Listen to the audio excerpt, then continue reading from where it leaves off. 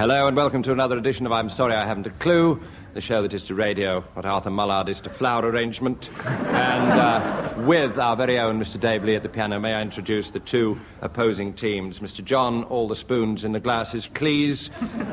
Graeme, are my seamed straight garden. And opposite to them, Bill, I can't quite put my finger on it, Oddie.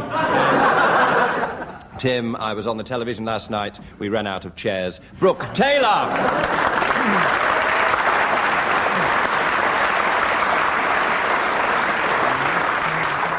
Let us plunge headlong into the first round, gentlemen. The first round is our singing musical, not that those are necessarily relevant, singing relay. In this round, one of the players of each team starts off a song, and he and his partner must sing a duet, but each singing alternate words.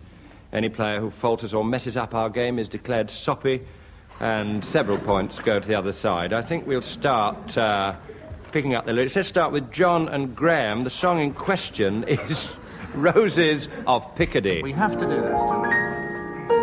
Roses are shining in Picardy, in the hush of the silver dew. Roses are flowering in Picardy, but there's never a rose like you. And the roses will die with the summertime, and our roads may fall apart. But there's one rose that dies not in Picardy. 'Tis a rose that I keep in my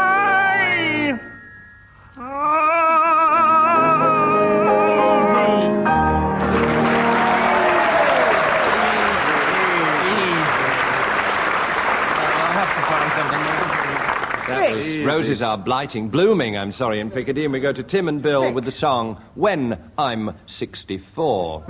When I get older, losing my hair many years from now, will you still be sending me a Valentine birthday greetings bottle of wine? If I'd been out till 2:45, would you lock the door? Will you still need me? Will you still need me when I'm 64?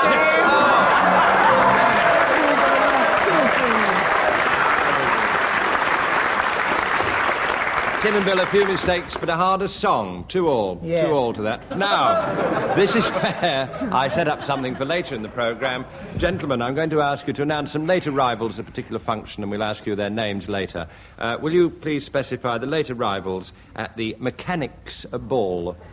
The Mechanics Ball, gentlemen. Later in the programme, we shall return. We move to our first session of tag wrestling in this programme, ladies and gentlemen. Tag meaning a tagline, the end line of a story. I'm going to give each team the tagline of a story or anecdote, and I shall start with one team who must tell a story ending in that tag. When I press my buzzer, the story passes to the other side, who must work towards their finishing line.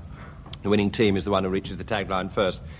Tim and Bill, would you construct a story that finishes, because we were driving on the right-hand side of the road, we couldn't see that the elephant had deflated.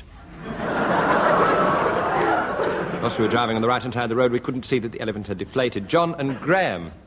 Mamma mia, shouted Macpherson. Whipped off his gas mask and revealed he was not the ice cream man he claimed to be. So it's Tim and Bill with because we were driving on the right-hand side of the road, we couldn't see the elephant had deflated. John and Graeme, Mamma mia, shouted Macpherson, whipped off his gas mask and revealed he was not the ice cream man he claimed to be. We will start with Graeme Garden. See who's at the door, dear, said Mother. It's Mr. Macpherson, the ice cream man, I replied. Tim. Come in, Mr. Oh, it's not you. It's the AA man with our route map for France. Thank you very much. We can set straight off. And over the channel we went, and there we were, driving on the right-hand side. John. In France are not encountering any problems whatsoever, it being a country notoriously absent so far as elephants are concerned. Bill. And so we continued on down to Africa. French Equatorial Africa, where, of course, they all... Graeme. Well, by chance, our motor car broke down, but luckily we got a lift home on Mr. McPherson's ice cream van. Tim. A notoriously unreliable vehicle. 100 yards we got. Just at that moment, around the corner came a wild elephant. Nothing came round the corner, John. Nothing came around the corner. McPherson nipped off, mended the tyre, and returned resolutely on the left-hand side of the road, dodging all the traffic coming straight at him. Bill. And drove straight back to England, where he was surprised to find a policeman waiting at the door. He said, I have to charge you with driving on the wrong side of the road. Graeme. Take us there, Paul. Nonsense, said McPherson, denying it. And saying that he was not, in fact, to blame Tim. for what he had done. He said, McPherson, when we were not drunk, Constable, I swear it was an elephant. I know that we have been later told that, in fact, it was a balloon, like an elephant, that was inflated. But this John. is on account of my selling intoxicating ice cream. Rum-flavoured. With little bits of pistachio nuts and some of that pasta, the special pasta that they get from... An excuse that may be, and that explains exactly why you were Right, drunk. John. Exactly why you were drunk. And because we were drunk, we were driving on the right-hand side. And we couldn't... Graeme. Good heavens, said McPherson, I think that's my mother. Tim. No, said his wife, it's an inflatable elephant. At that moment, Constable... Admitting that they were practically indistinguishable, the elephant deflated, thus making it practically impossible for it to be Bill. deflated again. The elephant deflated, but unfortunately we couldn't see that the elephant deflated because we were driving on the right-hand side of the road. And therefore we couldn't see that the elephant had deflated. It was wrong way round, but they got there finally. There, Timmy will return.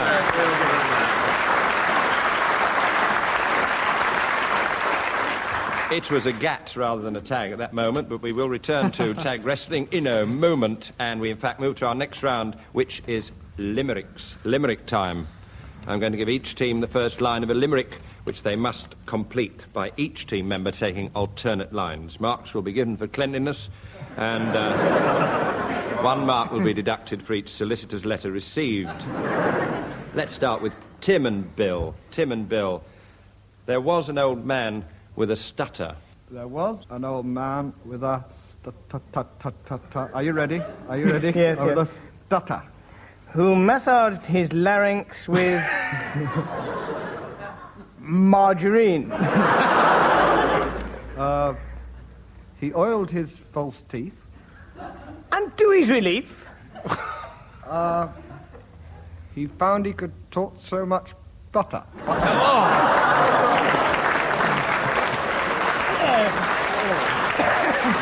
And we go to John and Graeme, who are going to tell us about there was a young fellow from Troon. There was a young fellow from Troon. There was a young fellow from...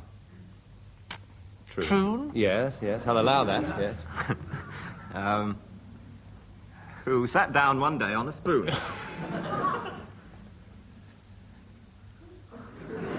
He said, that's so nice. But I won't do it twice. And never again is too soon. Oh, mellifluous. It's an interesting concept. 2 points for that. Let's have another one from Tim and Bill. There once was a tractor called Bert. There once was a tractor called Bert. there once was a tractor called Bert. Get away.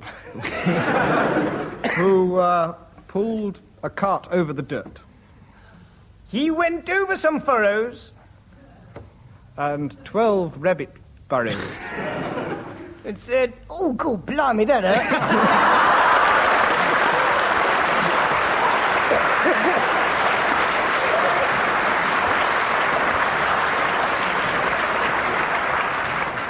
Magnificent, said he impartially. 3 points. But John and Graeme, a chance to hit back with "There was a young lady so coy."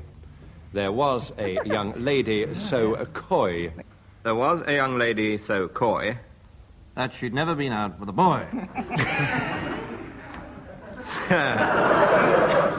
so she... Caution, Graham.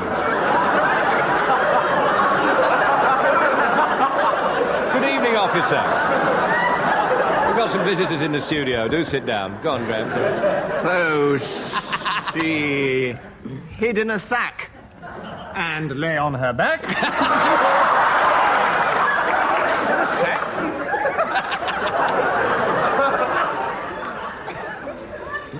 A most unsatisfactory ploy.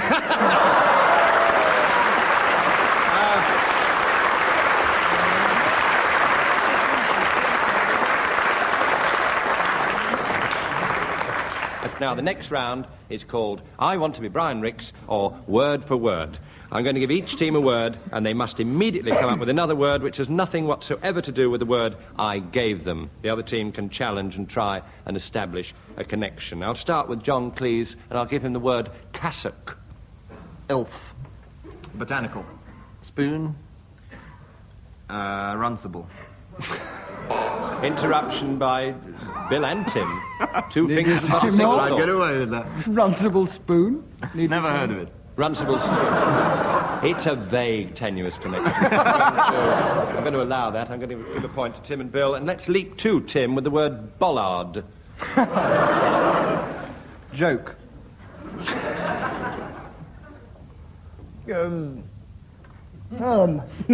Catherine wheel. Pie. Hassock. Stoke. Cathedral. Bush baby. Fire engine. GNU. Neanderthal man. Odd. Challenged by Graeme The Garden. connection between GNU and Neanderthal man. And the spelling. Not allowing that. No. That's two points to Tim and Bill for silliness. And now, Graham, here's another punishment. Your word crypt. Artichoke. Polyandry. Muscle. Adidocokinetic. Epoxy resin. Salt. Interruption by Bilodi. It may be an old wives' tale, but I was always told that if you do have epoxy resin, salt is a very good remedy. I'd heard It is that, an old Bill. wives' tale and you get no mark. No. I'd heard that too, Bill. Bill and I shared the same old wife for quite some time.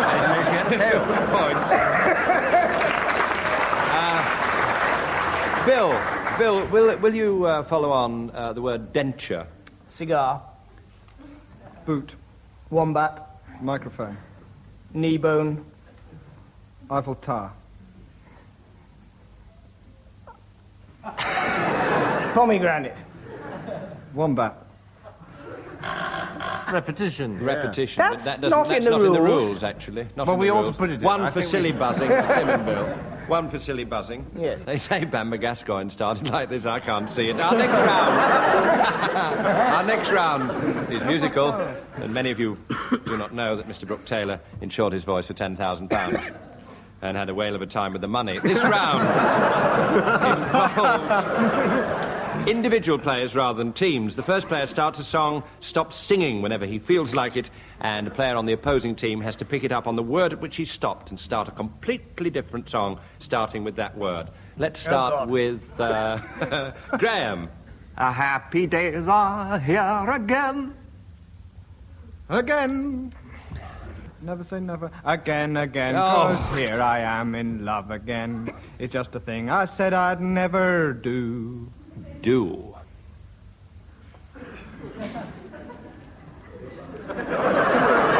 Do a deer a feed.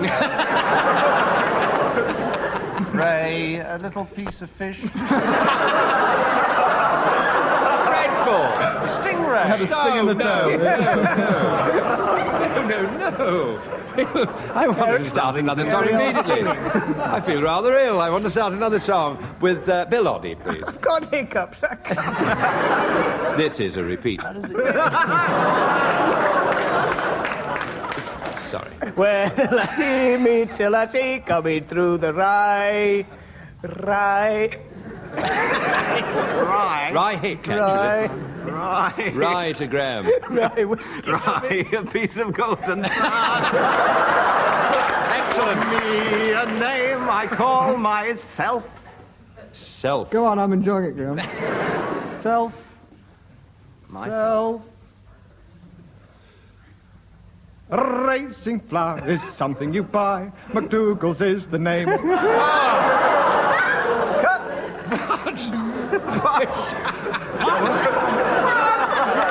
You've just written that and it'll make a fortune. I'm going to disqualify that. Mr. John Cleese will now sing a song, stopping, hopefully. At a word. That's a word. At a word. The only one I know is my old school song.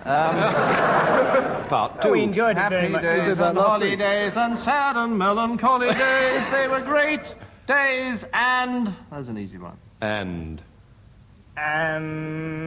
if you tell her, and if you tell them, and I'm certainly going to tell them. You tell them, Bill. That you're the boy whose wife someday... That can't be right. The girl whose husband someday I'll be... Graham.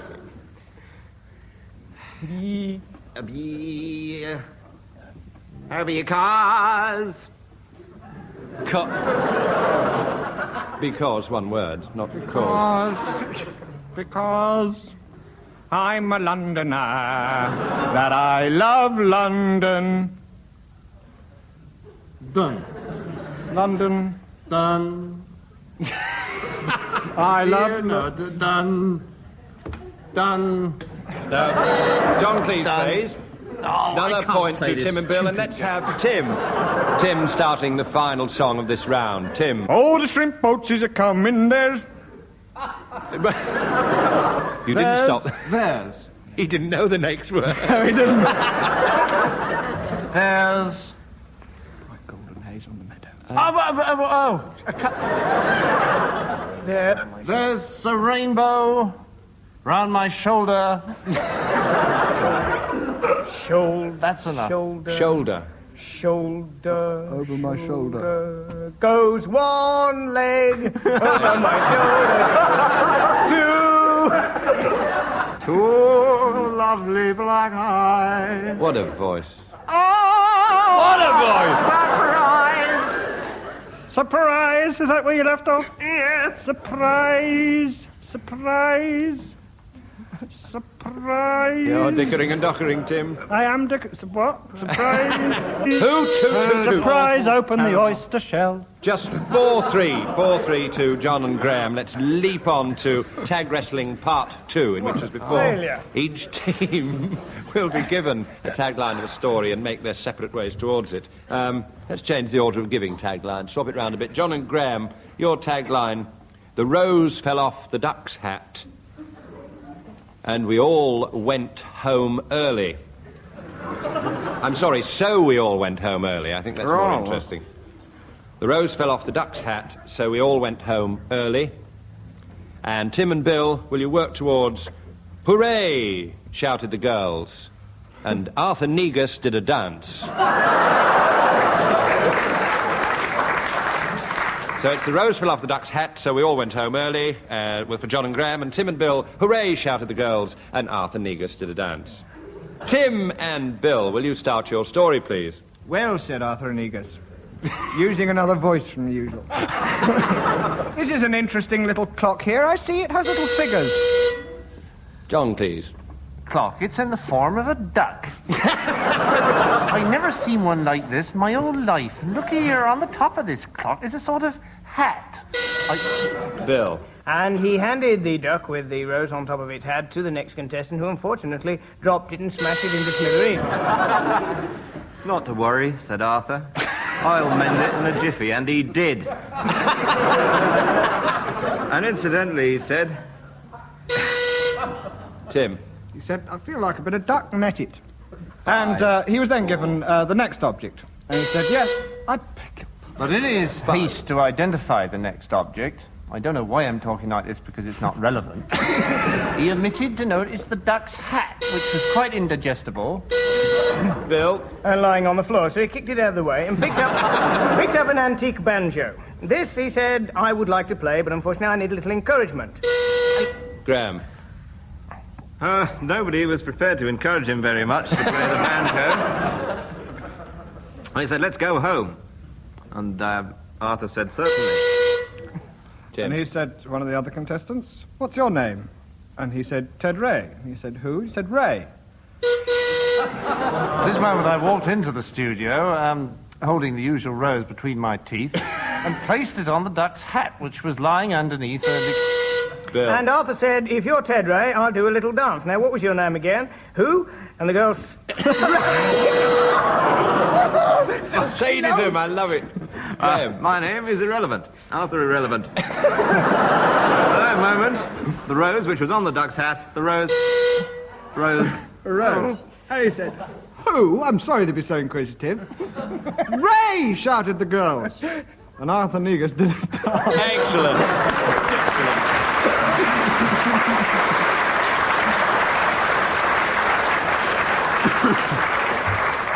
3-0 to Tim and Bill. 3-0, and we move now to blues time. Blues time, gentlemen. I'll give each team a subject on which they must improvise a 4-line blues, singing alternate lines. And there are marks for wit and ethnic feel. For anybody who... Yes. Blues time, and I'll give you the subjects. John and Graham, will you compose a Lady Godiva blues? Lady Godiva blues. Thank you, Dave.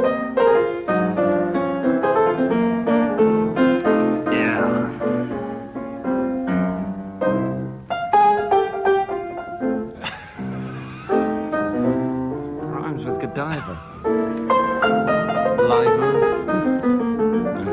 Shriver, Sergeant Shriver. I woke up this morning. I took a look outside. Oh, yes, I did. And there was a lady called Godiva. You don't say. And she was going for a ride.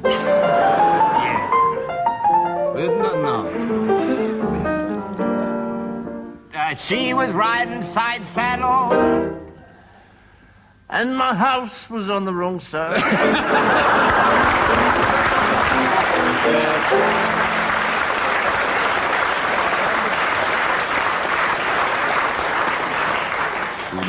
Like it. Tim and Bill, will you give us the Napoleon blues? The Napoleon blues.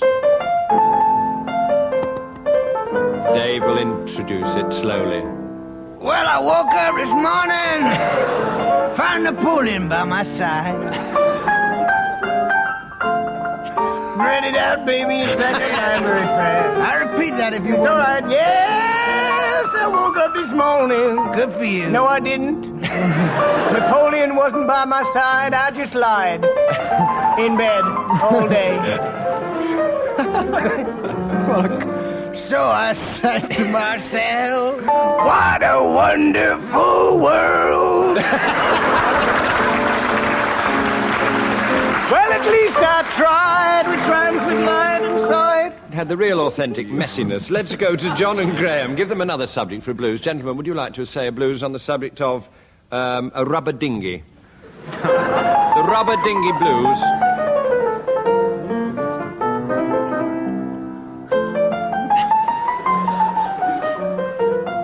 Graeme Garden is wearing a very worried expression. Well, I woke up yesterday afternoon and found I was in a dinghy.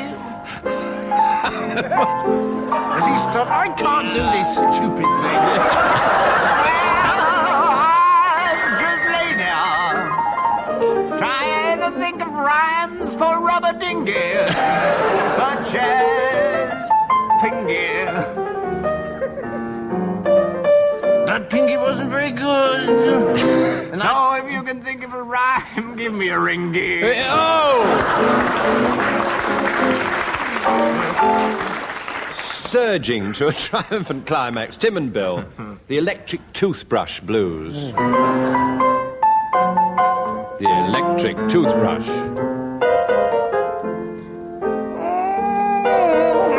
That's right, Bill. Well, I woke up about 3:30 sometime last night, a couple of weeks ago, with an electric toothbrush by my side.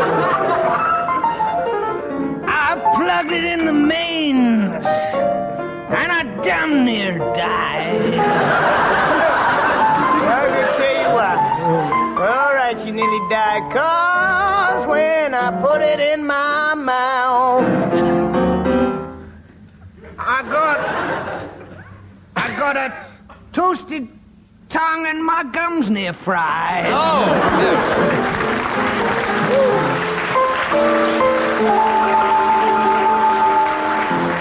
Steaming. Oh, a 3-0 win there to Tim and Bill, and it's late arrivals time. Gentlemen, we revert to... Look at pain on Mrs. Cleese's face. We revert to our late arrivals at the Mechanics' Ball, gentlemen, starting with John Cleese, who arrived late at the Mechanics' Ball. Mr. and Mrs. Drover and their son, Alan Drover. A Land Rover.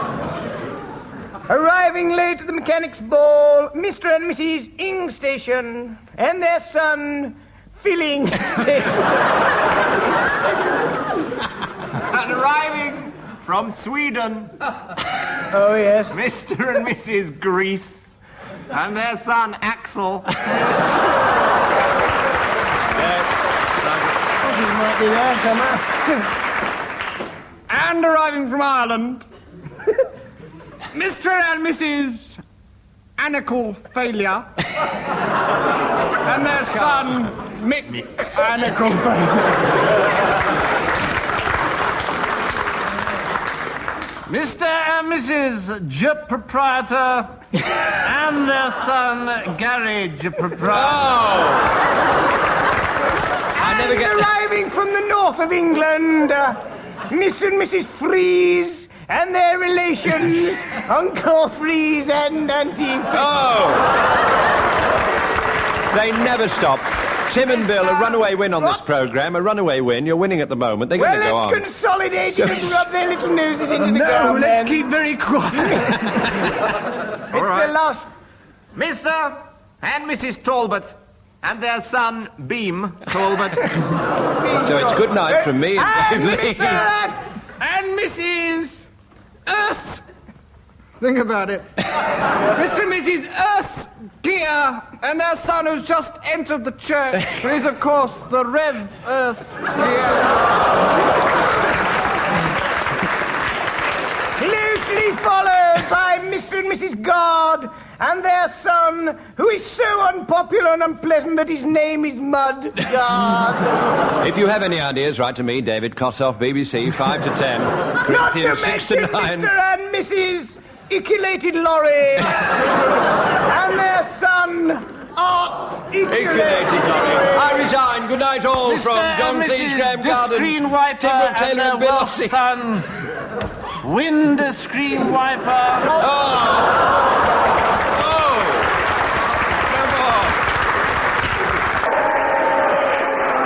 People's favourite. And welcome to the game, which is like playing Scrabble without using the letters of the alphabet. Two teams, as always. Firstly, for the gentlemen, Barry Cryer and Graeme Garden. And for the ladies, Tim Brooke-Taylor and Willie Rushton. And we go into our first round, which is the familiar one called blues. For this round, each team will give the other the topic for a blues, which they must then improvise, accompanied, of course, by Colin Sell at the piano. Now, Tim and Willie, will you give Graeme and Barry their subject for a blues, please? The That's Life blues.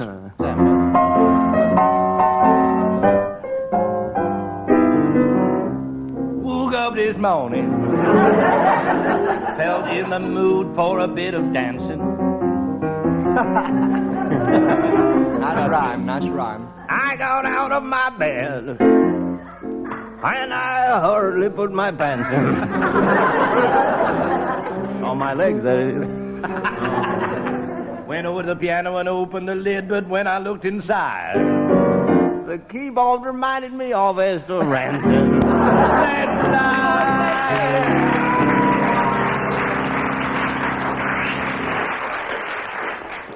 You get 3 marks for that. And Tim and Willie, you're going to sing a blues. Now, Graeme and Barry, will you give them the subject, please? The Euro Parliament. European Or Parliament. ancillary subjects. European Parliament. Parliament blues.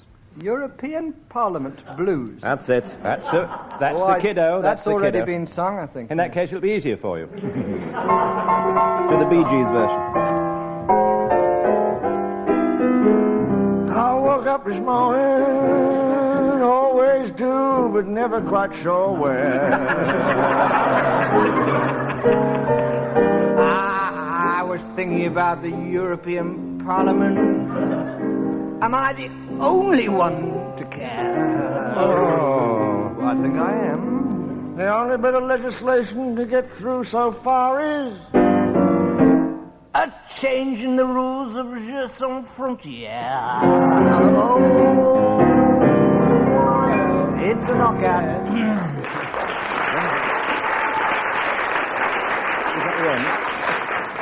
That's 8 marks minus 5 for the French pronunciation, which brings you down to 3 and level pegging. Now, here's where I introduce a round that's played at the end of the programme to give the teams time to think of silly names for people arriving at the estate agent's ball. The estate agent's ball. Nothing funny about estate agents. All right, teams, you got that? So let's go on to a round which is called Paranoia. In this one, Team A decides that there is something wrong with Team B, and Team B have to guess what's wrong with themselves by asking questions while Team A reply in a manner appropriate to Team B's affliction. The aim is to make the members of Team B paranoid and to leave the studio twitching. Except February, which has 29. Willie and Tim, you have an affliction unknown to yourselves, which you have to find out by questioning Graeme and Barry. Willie and Tim are both wearing wigs. Do we both suffer from this affliction? Oh, I don't. I think affliction is Affliction, taking it. I don't know what I think you're you're being talking a bit paranoid about that. We've got inferiority complexes. No. Why should- no? why Why should should you- you? There's why no should you? reason There's why nothing? you should. No. We are inferior. There's no shame. You're ahead of the field. I didn't mean that. No. What did you say? No Graham? shame. Nothing. Nothing Just to be ashamed of at all. Speaking off the top of my head. I didn't mean that. Speaking out of turn. Is one of us balding? No. Well, not from where I'm sitting, I can tell you that. My goodness, such it's luxuriant, natural-appearing locks. fine. Exactly. I We do suspect not never. have wigs.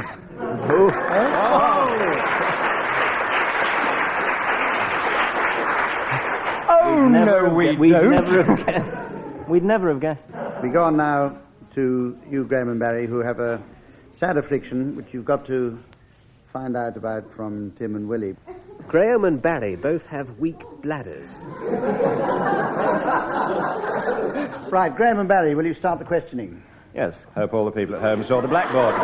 Can you eat it? No, I'm sorry. We will try and be quick. It's nothing to do with this. We're impatient. Sorry, what was that, Barry? We don't have a lot of time, is that? Oh, no, we'll do our best. We're forceful and dominant. We push things quickly to their natural conclusion. We'll fill in, don't worry. I'm sure we can... We're drunk. Carry on as normal, Something then. to do with being fierce and intimidating. Well, it could frighten some people. Or I is there suppose. some... The audience are edging off. Is there a Edging off. medical connotation in this affliction? You might take it to a doctor. But Probably. What would he do with it? He'd send it off to the laboratory. Is this organic? Yes. Are you glad to be sitting several yards away from us? Yes. We're trying to help you. We're doing as quick as we can. It must be awful for you. Oh, yes.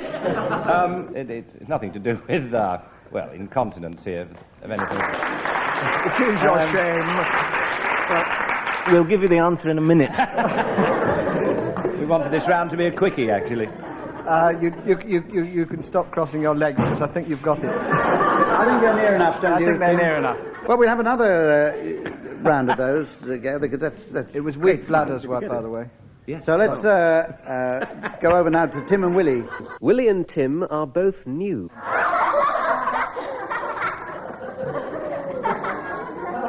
I've just had a flash that 50,000 people have switched their sets off. Now, That's Jim more. and Willie, will you start the questioning, please? Find out what's the matter with you. Has it a sexual connotation? I live in hope. Not from in where we're in your case, no.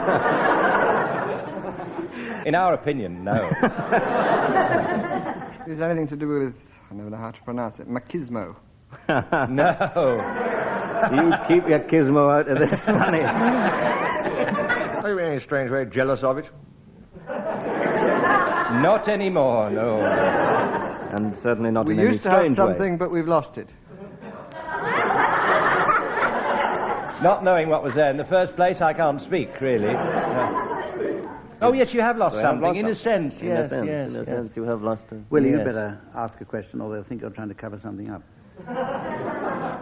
I'm trying to See think so what- much of you on this programme. Is it my basic hirsuteness again you're getting at, Professor? Well, I won't be getting at it, but... Long-haired. We Shave my armpits. I know, Yes. yes. We've Perfectly lost plain. we've lost something. Have we lost our youth? I saw You you will running. at this rate. It's really, I think it's fair to say it's something more material than that. Yes. We've lost our wallets. Among other things, yes. Well, if Lost you haven't, our- I don't know where you're keeping them. To put this tastefully, would we be safe serving the drinks in a harem? No. You possibly, yes. Apart from that, I mean, in this game. Nor would you be safe frying sausages in a nudist colony, but there you go. And it doesn't have a sexual connotation. Stay away from electric fans. Is there a measurement involved? A what? A measurement? No, they're not going to get it in a They're million not, years. they're not. So you No, better no. tell them what they are. You're nude. No, we're not. No. It's those X-ray glasses you've got on again. Always the last Just to to know. hedge off any further argument, let's go quickly on to Graeme and Barry for your affliction now, which you've got to discover from Tim and Willie. Meanwhile, the studio audience is being informed, as I hope you at home. Graeme and Barry both have a fatal fascination for BBC commissionaires. Start questioning, please, Graeme. Or Barry. Well, what's the matter with us, then? Nobody else has got it that I know of. It's a minority thing, really, is it? I think so. Yes. Are we... It is. Oh, a minority thing. Are we liberal in any way? Immensely. There's no sexual connotation with this. Oh, yeah. Yes. We think so. We think so. We like. It's not just platonic. We don't know it. Could be the uniforms, but... Look, could you just keep your eyes on here and stop looking at the back of the... I wasn't. Look, yeah. Is it something to do with our lovable producer? I'm not sure he's into it entirely. Very easier for him. He sees more of them. Yes. He sees more of them. Well, more than them, do you think? Oh, I would say so, day Would by you? day, yeah. Is it something to do with being obsequious? Well, they Well, mingle it in occasionally, but they can turn nasty, can't they? They can. I think they're a fine breed of men. Now stop looking at the back. It's nothing to do with the Corps of Commissionaires.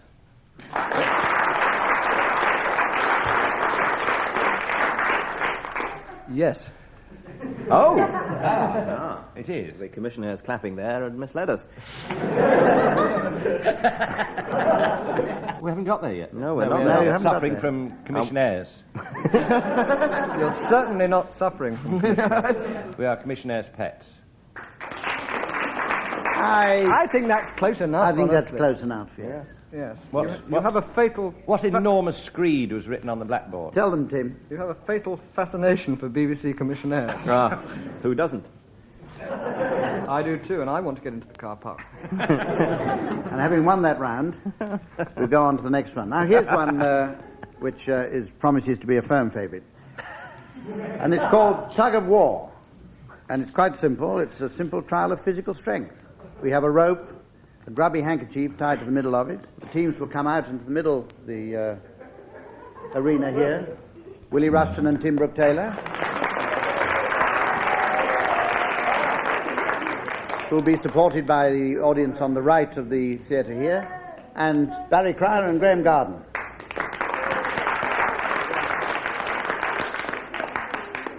Colin Sell will play appropriate music. Willie Rushton is the anchorman for his team.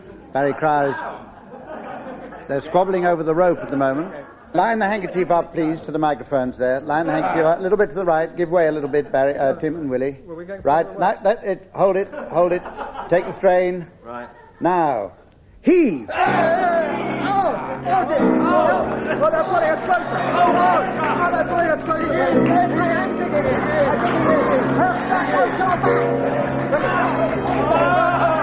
It's carpet, it's a carpet, Barry. Get a grip in the carpet, it's a carpet.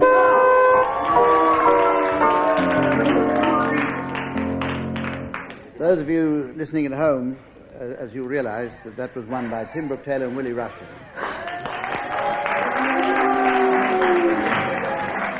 Let those cows in. We go on to a round called Double Feature. This round takes as its premise the poverty of the international film industry. For economic reasons, new films will have to be remakes of pairs of old films. I want you to hear the resulting titles, and I shall award points for anything approaching humour. Cautiously.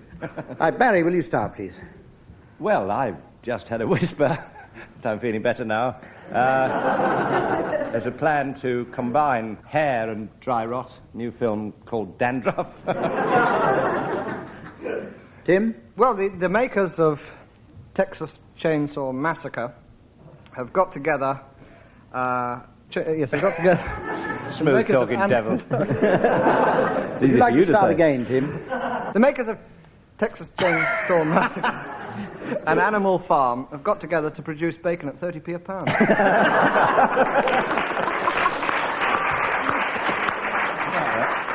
Yes, it's almost worth waiting for it. Now, Graeme? What? A multimedia triple bill. Film, stage, and television. They're remaking Von Ryan's Express Evita and Chalk and Cheese to make Von Rivita and Cheese. Right, Willie, see if you can improve on that. Well, there's a very old movie called My Darling Clementine, which they're tying into the Kentucky Fried Movie and producing the Clement Fried story.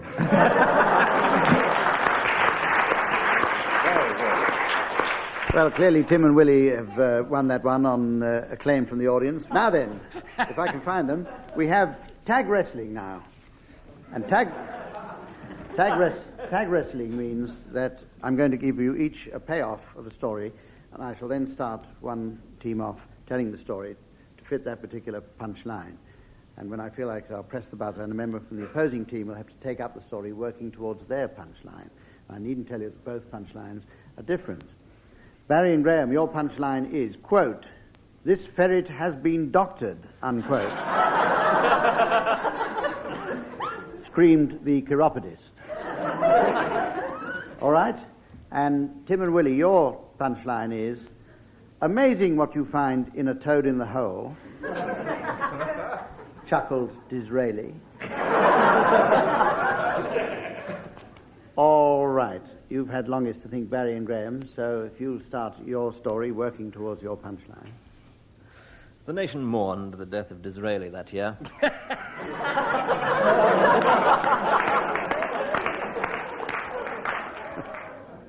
As Arnold Tribley and Freddy the foot-shaped ferret strode down the road to a chiropodist. Arnold's foot had been causing him some pain, and he was taking a corn to be pared, and he couldn't help remarking on the amount of buzzers in the air that time. And the pain was so exquisite, he turned to Freddie and said, How can I take my mind off this terrible pain? And Freddie said, well, think about something else. Think about what the whole nation is thinking about. Think about, for example, Disraeli, because we're all mourning about Disraeli. And he thought about Disraeli, and he thought about Disraeli at supper time. And Disraeli, who in the evening would sit down. Was Disraeli the one that chewed everything 140,000 times before? Gladstone. But it was very close, wasn't it? A challenge there from Graeme Garden. No, Tim's wrong. Disraeli chewed Gladstone 144 times. Bonus mark. Carry on, Tim. And his special favourite food, of course, was toad in the hole. Then he thought, I'm just being morbid thinking about the past and Disraeli. I must banish this from my mind forever. brush down to the chiropodists.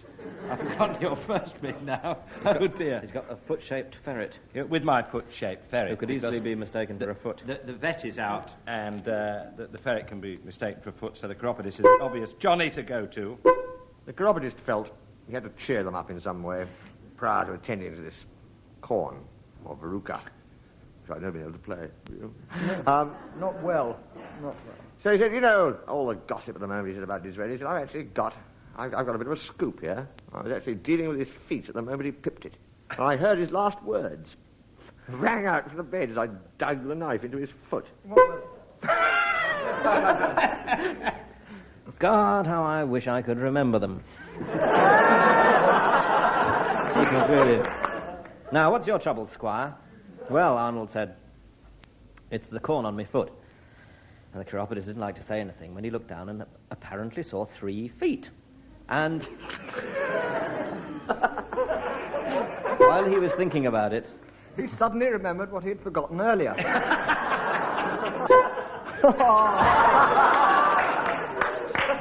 But discarding it swiftly. He said to the chiropodist, I think he's still... Oh! I hope my master buzzer will go, he said.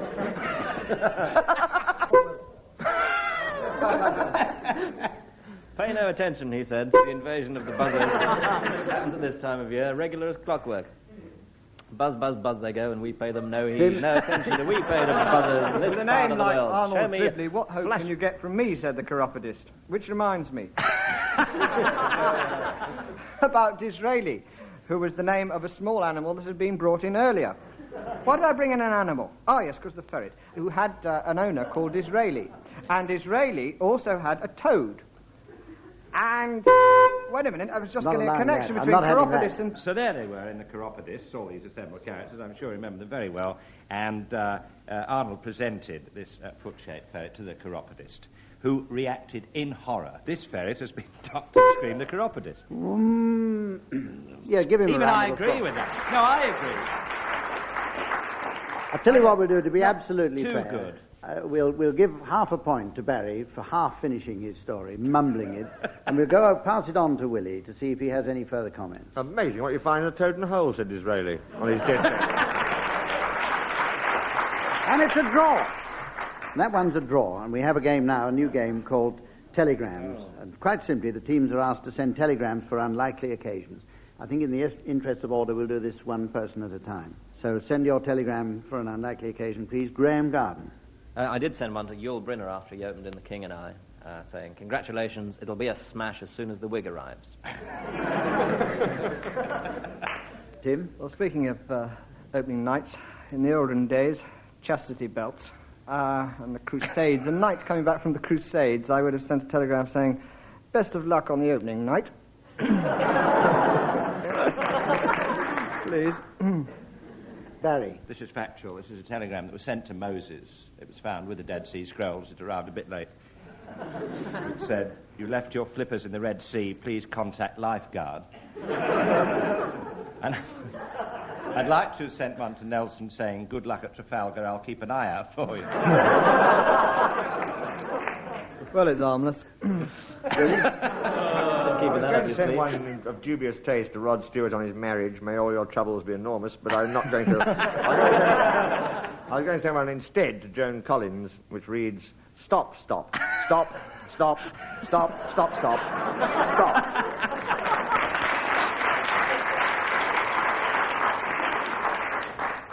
Any advance on that? Can I also send one to Richard III saying, sorry, Dick, no can do, would you settle for 2 donkeys?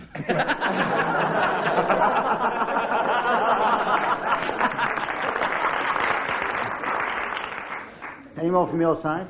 No. I'd like to send one to the Archduke Ferdinand saying, have good holes in Sarajevo.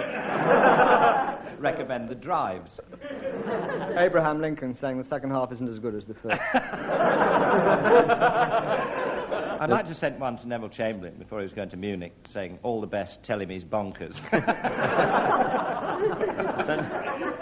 Send one to General Custer saying, best of luck at Little Bighorn, it'll be a feather in your cap. Now then, we go on to the game that everybody knows from their childhood days, Mornington Crescent.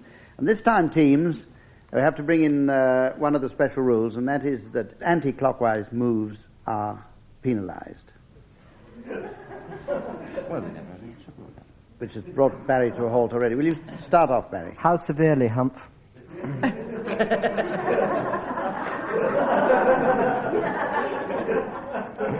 All right. I can do a motorway to start this. The M4. Well, you can now. Yeah. Yes? Pudding Lane. Turnham Green. Wish I could. You just did. Kensington High Street. Mornington Crescent. Yes. Wait a minute. No, wait a minute. Hang about. Hang about. Yes. Clockwise. Come on. Allowing for the penalties, Started with a motorway. the 5 penalties which you incurred for one move anti-clockwise, which I won't bother to tell you about because you know it. You're the winners of that one. Quite right, And- too. I don't think that's right, actually. After turn them. M4 started, yes? Yeah, but it's clock. All right. I expect they'll edit this out anyway. Teams, this is where we go on now, and I ask you to do your they didn't. introductions for the arrivals at the estate agent's ball, please. Who's going to start? Oh, there's the lovely May sonnet. Style residences. Their son, Georgian style residence. I've just written down the hermaphrodite child, George Anne residence. And closely related, the Irable residence family and their son, Des Irable residence. Oh, here come the Dings family. The what? The Dings family with their black sheep son who is on parole. He's the condemned Bill Dings. Well, I think I'll stay with Mr. and Mrs. Souse and their 2 kids who are with us, Terry Souse and Muriel, known to us all as Mew Souse. I'll cross who out I'm Terence staying House, which I was very fond of. I'll throw in Sammy Detached now. Well, Sharing a Foster's with our visitor from Australia, Lou Outback. And while in ethnic mood, we could have Chief Sitting Tenant. Also from abroad, the Onassis family and their bronzed daughter, sun-drenched Patty O. Very good. Andy for the shops. with at least $500,000 to spend in the Hampstead area, the Zonely need apply. With their son, A. Rab, Zonely need apply.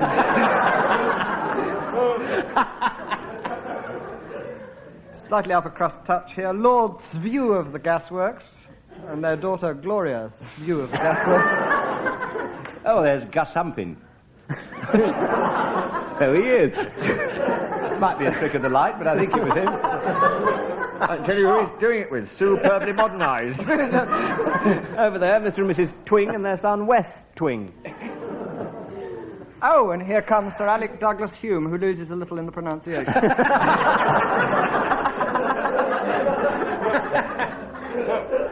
Suspend, if you will, your contempt and welcome Mr. and Mrs. Stures and Fittings and their son, Vic Stures and Fittings. Conveyancing? And it's a draw. That's all for this week. We'll see you again next week. Goodbye.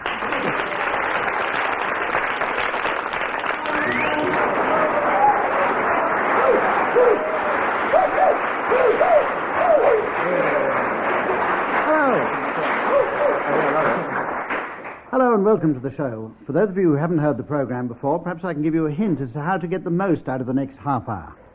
Radio 3 is on 247 metres.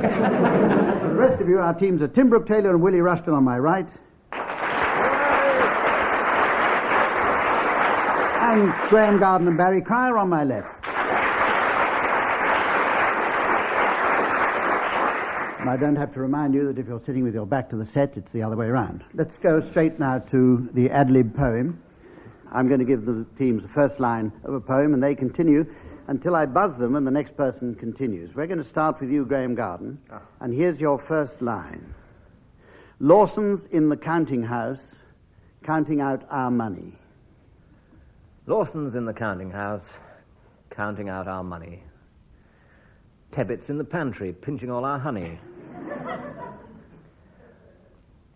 That was a terrific start, wasn't it? All the politicians are coming out to play. I hear Sir Geoffrey Howe is in the family way.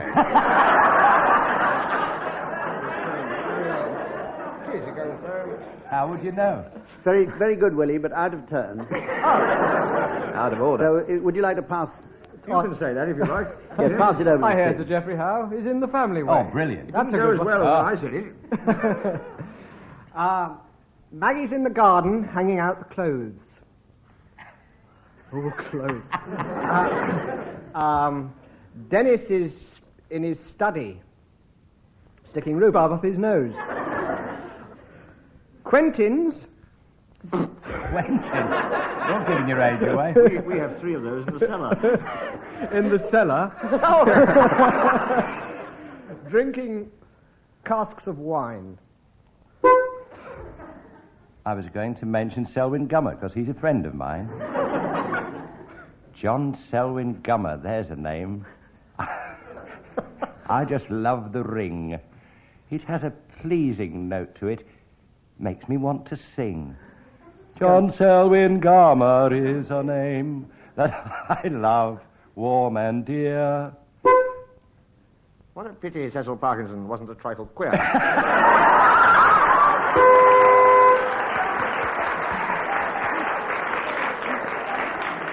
Yes, that brings that one to a fine artistic conclusion, which means we've got time to do another one. So we'll start with you. You look eager to get off the mark, Tim. So we'll start with you. I left my heart in Benidorm. I left it on the beach. I left it there, I pulled it out, and then I let out a screech. Thank you. Heart surgery is the name of the game. I heard a sailor cry. Yes, Barry. So off I rushed to the hospital, which chanced to be nearby. Oh, yes. A Spanish doctor spoke to me, and then he laid me down. Not a moment too soon. He then cut off my ears, which really made me frown, and threw them into a passing crowd, just like the matador. But I was earless, and I thought, now, what are my ears for? Without my ears, I cannot see. Pardon? Wait. Without my ears, I cannot see. My hat is such a size, without my ears to keep it up, it falls down over my eyes.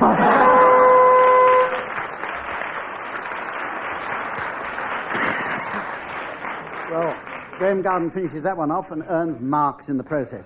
Go on now to the point where I flick through the yellow pages and I ask the teams to stop me and choose a trade. And then at the end of the programme, I'll be asking the teams for appropriate names for members of that trade at their annual ball. So will you stop me now, teams? Tim, you stop me. Stop.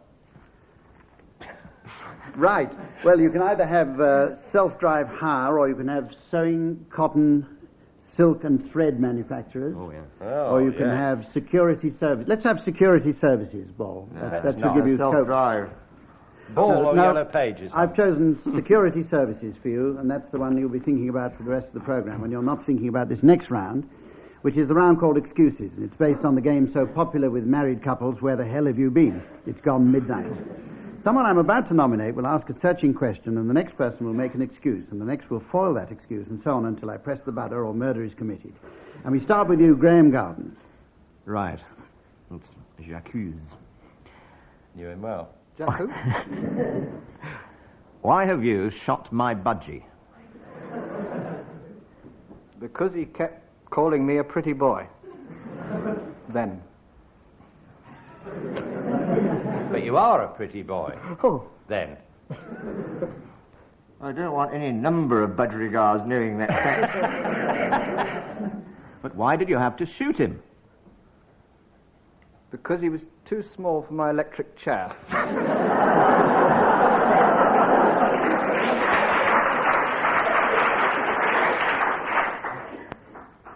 Why didn't you let the vet put him down? Well, somebody had to hold him still while I shot him. But did you have to shoot the vet as well? Of course, it was a double-barrel shotgun. I draw it. Very good, Tim. Excellent. Tim gets a mark there. And we start this next one with Willie Rushton. Why have you put a ferret down my trouser? Good question. To flush out the hairs.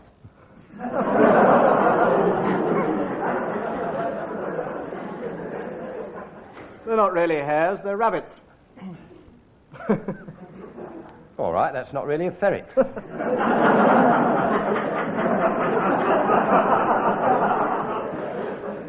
What is it then? Believe it or not, it's John Selwyn Drummond. What is he doing down there? I wish I hadn't asked. What is he doing down there? He's chairman of the Conservative Party. Just found a member of the National Front. Never mind all Down that. the trousers. Oh, sorry. Why have you stolen my truss? He said feelingly. Oh, so you did. I didn't think you'd mind my borrowing it while you popped out for a minute.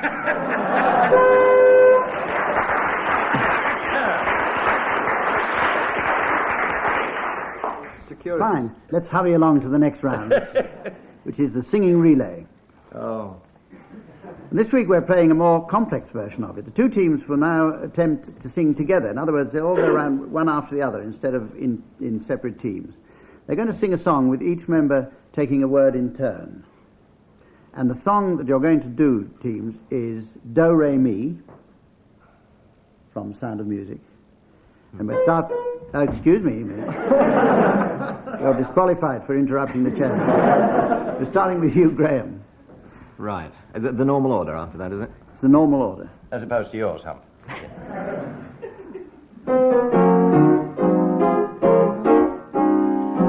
Do, Dear, female, Dear, Ray, drop of Golden, sun, me, name, I call myself far long way to run, so up needle pulling thread, lob note to follow so tea, drink with jam and brain that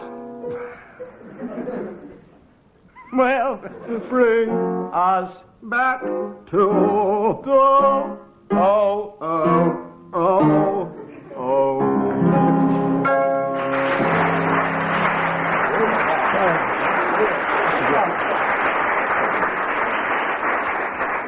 So much for the practice round. And now, Colin, if you'll lead this one a little bit faster than that, please. We'll do it again faster, teams. Okay.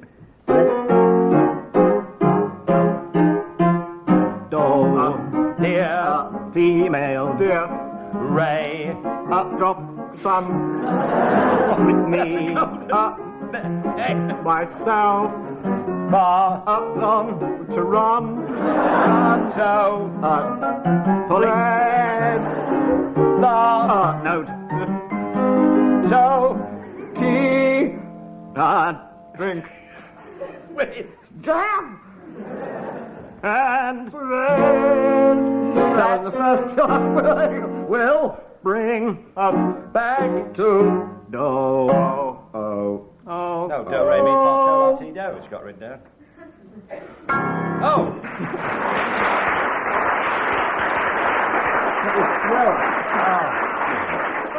Right. We're going to play the game called Suitcase. For reasons that are too complicated to go into, the teams have to pack their suitcases entirely with objects beginning with a letter that I shall give them. The other team can challenge if they think that any of the objects will have difficulty fitting into a suitcase. The packing team will then provide suitable far-fetched explanations as to how they intend to cram them in. What fun this will be. Now, Tim and Willie, you're going to start packing your suitcase with the letter B. A border. Challenge from Barry Cryer. Specify.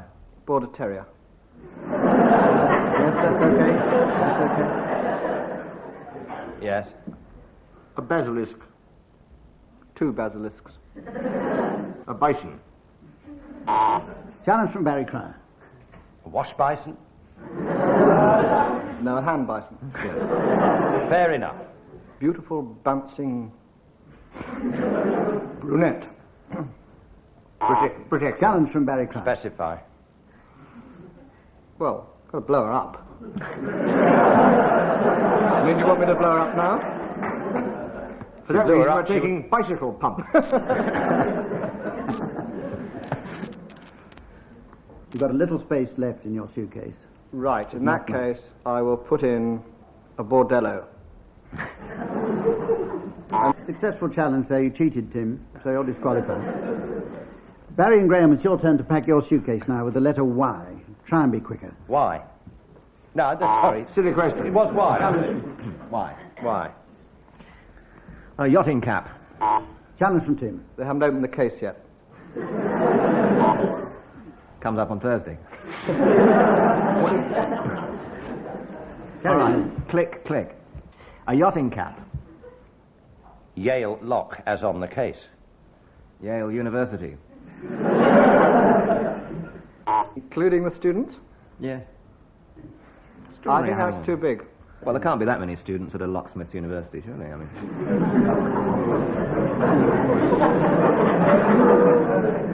The audience seem to think you should get away with that, Graeme, so carry on. I think they just thought I should get away. Barry. That's B. Oh, sorry. Barry backwards.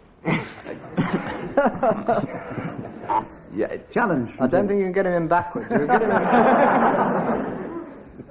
A Yakutsi, which is the correct spelling. Of what? Chumley. Yellow pages. Very good. Oh, it's me. So it is. Trick of the light. I thought it was Brid Eklund comes revenge. Not for the first time. Why? Why not, we say. Full circle. Come on, Barry. Yangtze River, Polaroid of. All right. Graeme. Oh, a Yamaha mouth organ. Seems totally reasonable to me. Challenge from Tim. If he's going to get free advertising, a Yamaha motorbike. You're packing the wrong case and you're disqualified, Tim. Tim Brooke-Taylor has the unique distinction of having been disqualified twice in the same game. As we go on to the game called Translations. This is an educational round now. I'm going to give each team member an obscure foreign phrase and ask him to translate it and give its derivation. 2 points for each correct answer and 10 points for each wrong one. Graeme Garden, we're going to start with you. And just let me polish up my impeccable accent. L'après-midi d'un faune. L'après-midi d'un faune. That means cheap rate, doesn't it?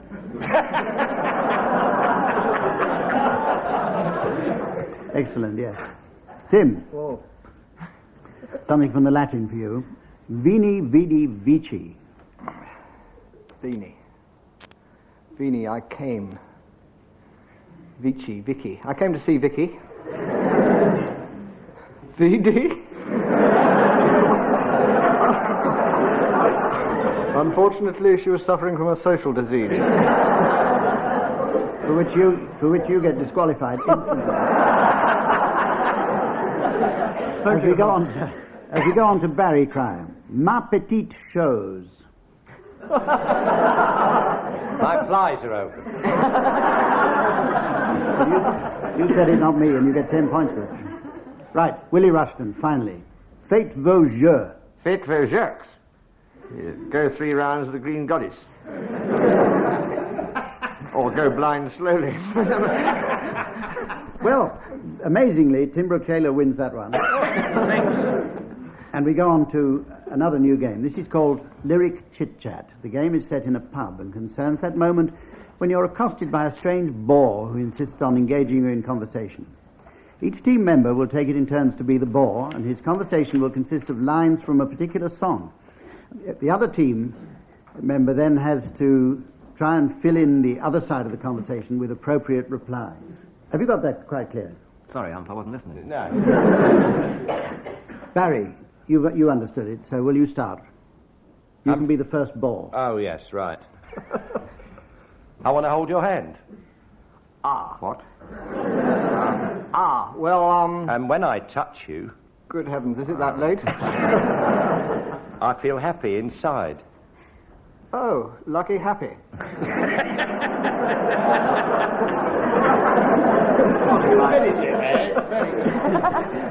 Well, that was excellent. You think Tim should be disqualified? No. What does the audience think? Excellent. Sorry, Oh, they Tim. do. Been disqualified again. Disqualified again, yes. Or as an alternative, you can start the next round. Right. You are the ball.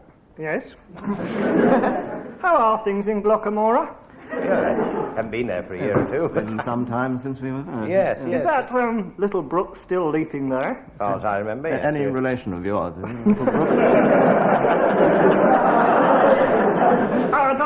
it? Does it run down to Donny Cove, Well, only on alternate days during the week. through Killybegs, Oh, yes. yes. Kilkerry and Kildare? When they're there, yes. Yes. When they're at How are home. things in Glockamora? you asked us that. Yes, you you did. remember. Is that willow tree still weeping there? As far as I know, yes, yes. Not boring you, am I? Boring me, you know. Disqualify him. Oh, ask each. Do you want to go on? Because I'd rather you stopped. Right. How are things in Glockamora? Okay, Graeme, will you start with your lyric? Right. I talk to the trees. Helps them grow, does it? That's what I think. Yes, chat them away and up they go. But they don't listen to me. You've probably bored the buggers to death. I have a feeling you cleaned that up. I talk to the stars. Stars, eh? Burt Reynolds, Clint Eastwood, myself, that sort of... Caliber? Yes, Caliber. But they never hear me. Pardon? Excellent. Don't disqualify. The audience has gone on strike. I thought that was worth an absolute roar of applause. But obviously you didn't. Willie Rushton. How are things in Glockham?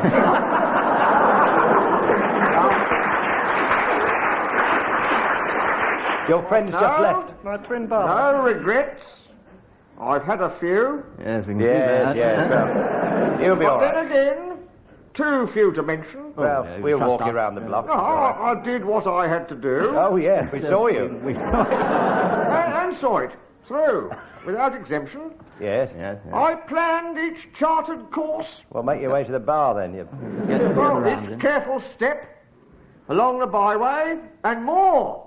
More? Much more than this. Yes. Yes. I did it my way. Bar made of cloth. Yes, there were times. It's nearly I'm time. sure now. you knew when Yes. I bit off more than I could chew. Yes, he's in the cottage hospital now. We're into that dangerous area again.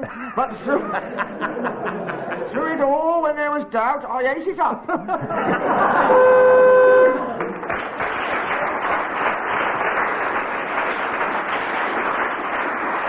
And spit it out. Sorry, I thought... If you hadn't said that, Willie, I would have thought you... Last orders, please. I thought that was me. It was the buzzer. Yes, it meant that you're disqualified. Oh, good. And we go on now to play another round of that popular game, Mornington Crescent. As aficionados of Mornington Crescent will know, this game has played an important role in psychoanalysis. Indeed, Sigmund Freud used Mornington Crescent as an alternative to word associations. So now, as we play Mornington Crescent this week, see what conclusions you can draw about the participants from their answers. See what subconscious obsessions they reveal. Straight rules this time, teams, and we'll start with you, Graeme. Cockfosters. Next patient. Bulls Pond Road.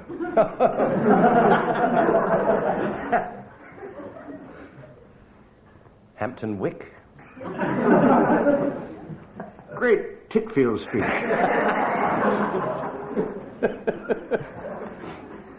Clapham Common.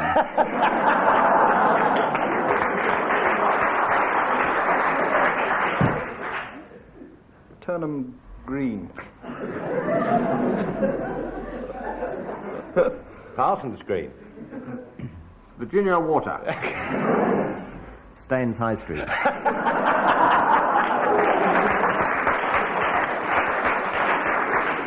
Morning. Shot headline, doesn't it? Mornington Crescent.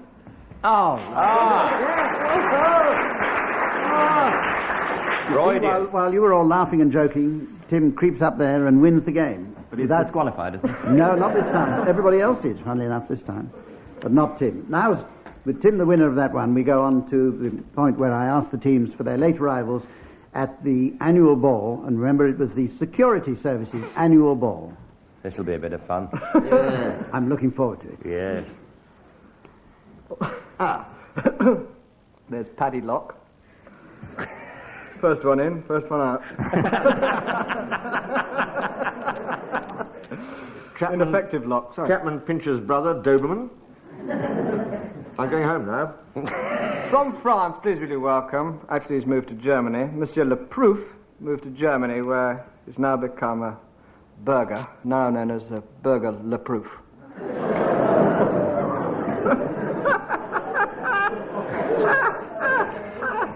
With his friends Helmut Cole, that's security, isn't it? And Hans Zupp. And Helmut. And Hans Cup. Well, possibly, yes. Yeah. And moving into the world of espionage and such like, with those two cousins, Emma 5 and Emma 6. He's nodding, listeners, he's nodding. And will you welcome, please, Lord...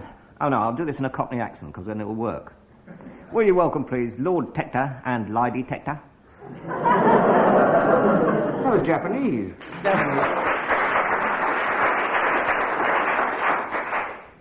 All the way from Holland, Hertz Van Rentel. Again. What's that got to do with security? Well, they hired a van. There was a rush on. Here's the Search family, the musical family, the Searches. Son, conductor. Conductor Search. Very good. Well, it's security. It's very funny, too. Those two security close friends and partners, Ivor Cosh down my trousers, and Hugh could have fooled me. And you're disqualified. Security with a song, banana armour plating.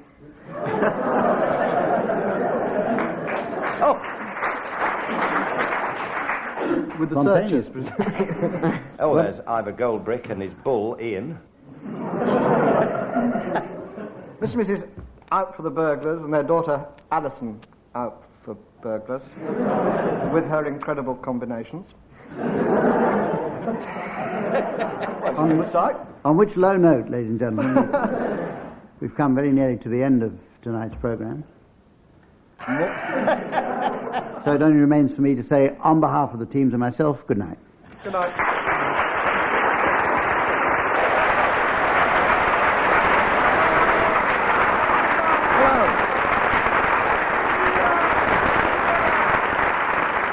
Hello and welcome to a brand new series of I'm Sorry I Haven't a Clue, the show that does for comedy. It's a new year. It's a new year now and a new decade, so we're all looking forward to new faces, fresh ideas, and startling comic originality. But while we're waiting, please welcome on my right Tim Brooke-Taylor and Willie Rushton.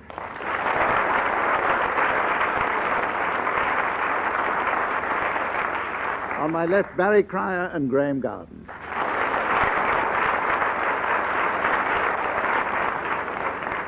And making a clean breast of it for 1990, will you welcome our scorer, fresh from the bathtub, the lovely Samantha.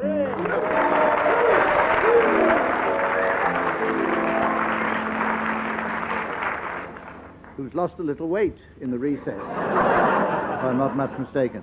Now, for the first round of this new decade, I'm going to ask our teams to scrutinize their crystal balls and predict what the future holds in store for the 90s. Barry, will you start, please? I predict that Gorbachev will forge ahead. It'll be one without the ink stain on it. Ahead. Willie? The Queen will hold an acid house garden party at Buckingham Palace. Graeme? Well, exciting developments, I think, in the arts is what we're going to see in the 90s. And Dennis Potter, I think, is going to write a new play with a beginning, a middle, and an end. Although not necessarily in that order. Tim? Cyril Smith will take his seat. He'll take his seat. He'll take his house as well, but he'll take his seat in the House of Lords. In fact, he'll take his bench in the House of Lords. Kylie Minogue will make a comeback. That's just wishful thinking that she might have gone away during... Barry, South Africa will make an offer for the Berlin Wall. But only one side of it. Anybody else? Judge Pickles will deport 3 shoplifters to Botany Bay.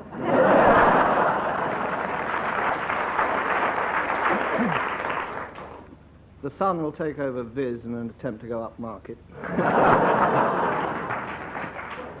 Fergie will block the hole in the ozone layer.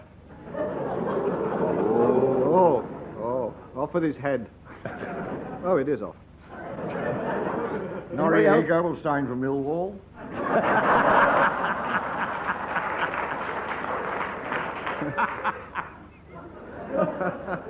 Any more, right?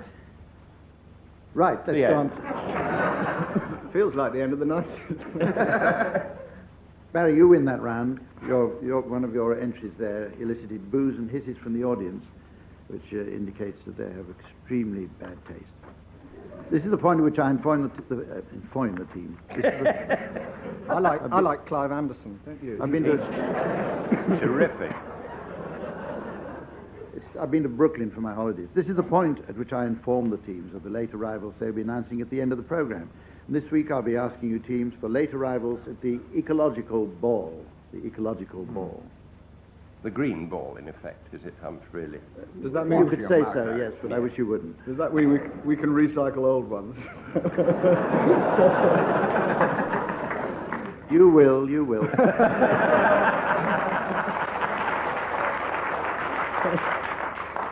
While you're thinking, let's play another game. It's a round designed to show the full range of our team's talents. It's what we call a shorty. Each team will sing a blues, a madrigal, or calypso number on a specified subject. This will be in spite of musical accompaniment by the Colin Sell Young Generation. So, Tim and Willie, would you give Barry and Graeme their subject and the style, please? Blues? Yes. Blues. A blues. Blues. The subject? The feet. What? Feet. The feet blues.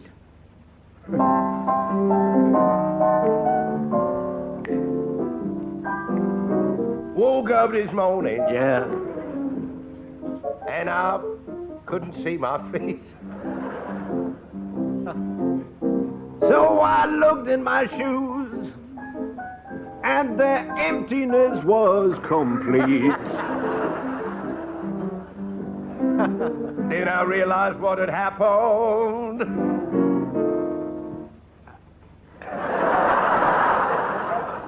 I had gone to bed in the right house, but it was in the wrong street.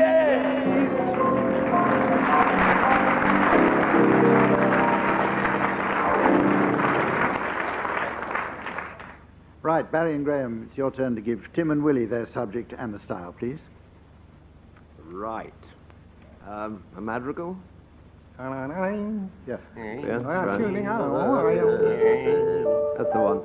How about Colin Moynihan? How about Colin Moynihan? Just to show there's no hard feeling. As I was walking down the road, I met wee Colin Moynihan. Sorry, Willie. I said, how are you feeling, Col? He said, I'm feeling fine again. I said to him, Pamela Baudes, however did you do it?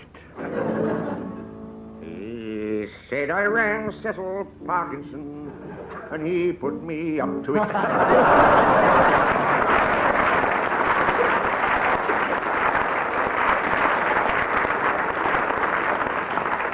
Well, it's time we had a look at the score. But we'll go on to a game now which is for our younger members. It's called Consequences. This is a game which many of you will have played in your youth, if you can remember. One team member suggests the name of a gentleman. Shows how long ago the game was. The next suggests a lady, and the next where they met, and then the next what he said to her, and then what she said to him, at which point I will open a special gold-embossed envelope to reveal the consequence. And just so that you can be sure that there's been no jiggery-pokery here, these were entered in these envelopes in July 1953.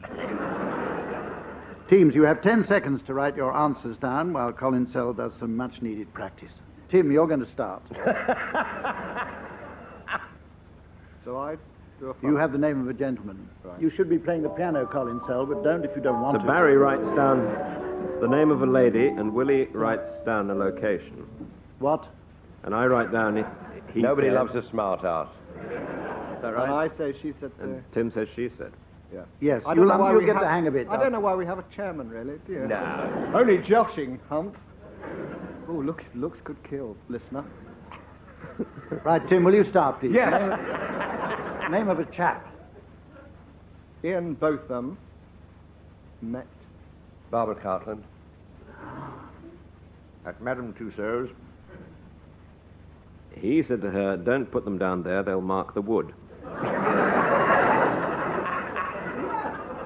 She said to him, "That's none of your business."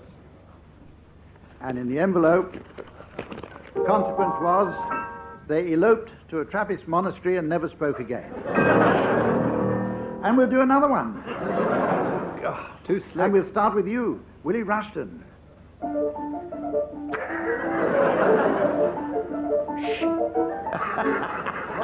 What a coincidence, because Andrew Lloyd Webber met Tina Turner. At a Soho massage parlour. Who speaks? I've forgotten the plot. Sounds He like said you, to her- Barry. Oh, he said to her, "Is that all you've got?" She said to him, a gentleman would remove his cap. And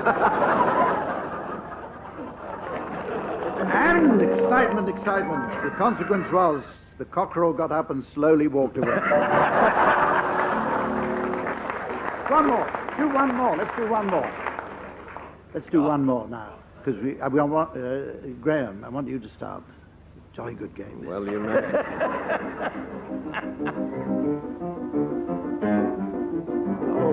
Oi!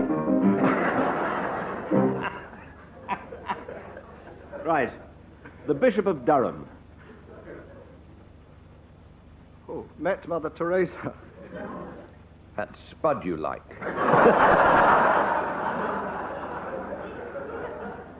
He said, there's a nasty nip in the air.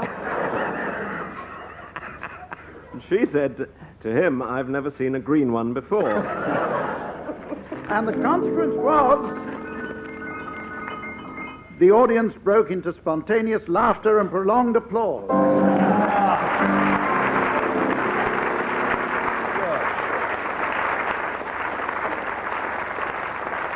Well, we got there in the end. Now, this game's called The Last Thing I Remember. In this game, I'll be asking the teams what is the last thing they remember before becoming totally incapacitated. Graham, will you start, please? The last thing I remember was translating the satanic verses into Persian.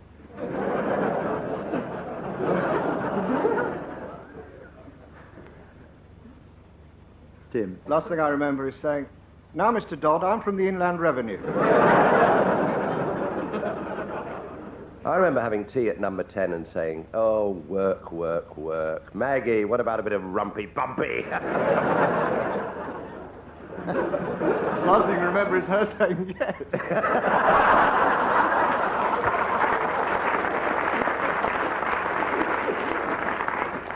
The last thing I remember is Errol Flynn wishing me a happy 1963. He was dead then, I think. He was very quiet at breakfast. The last thing I remember was installing my combined sauna and microwave.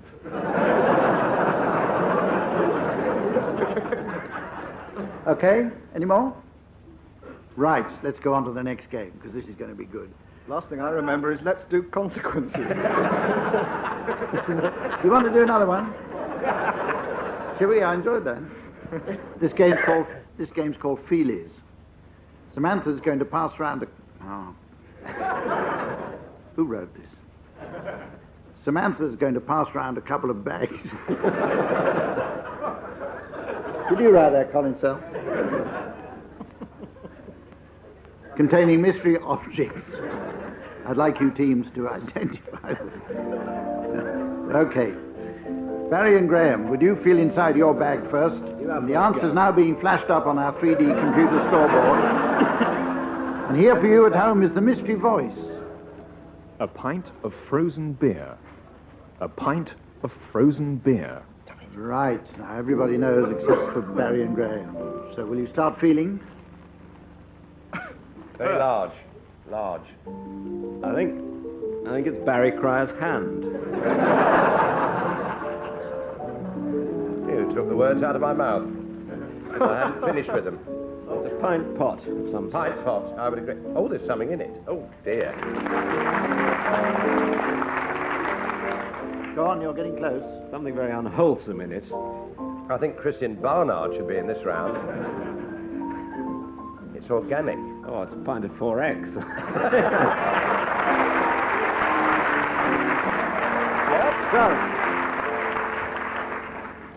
Barry is now turning a pint glass of some brown liquid upside down. Not for the first time.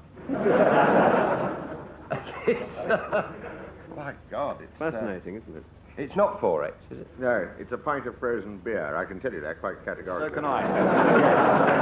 We're Newcastle Brown. Well, wait. What is behind you? We're going to plump for a pint of frozen beer. Well, you got pretty close to that, so I'll give you that one. Tim and Willie, would you please probe your bag now? And the contents are going up on the scoreboard, and here is your mystery voice for you at home. A big carrot and a couple of onions. A big carrot and a couple of onions. Rather large Colin Moynihan. Right, Willie Ruston can be seen in all creatures, great and small. A selection of large round objects. Many people have said about this program. Well, that is you, Willie, isn't it? Yes. Please God, it's you. It appears to be like me. Good Lord. Good heavens. Oh, if Paul Robeson was alive today. Please don't let me wake up. I'd rather you describe this, Willie. You've got more experience of this sort of thing. So you keep telling me. Are they getting close, audience? I think there's been an accident in the Elephant House. That's an onion.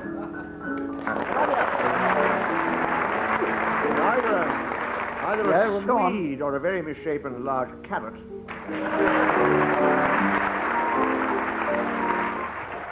And something else. Round. Fruit, some sort of apple, possibly. What's your considered answer? Roughly what we said, in that order. Right. We'll go on to the next game. Well,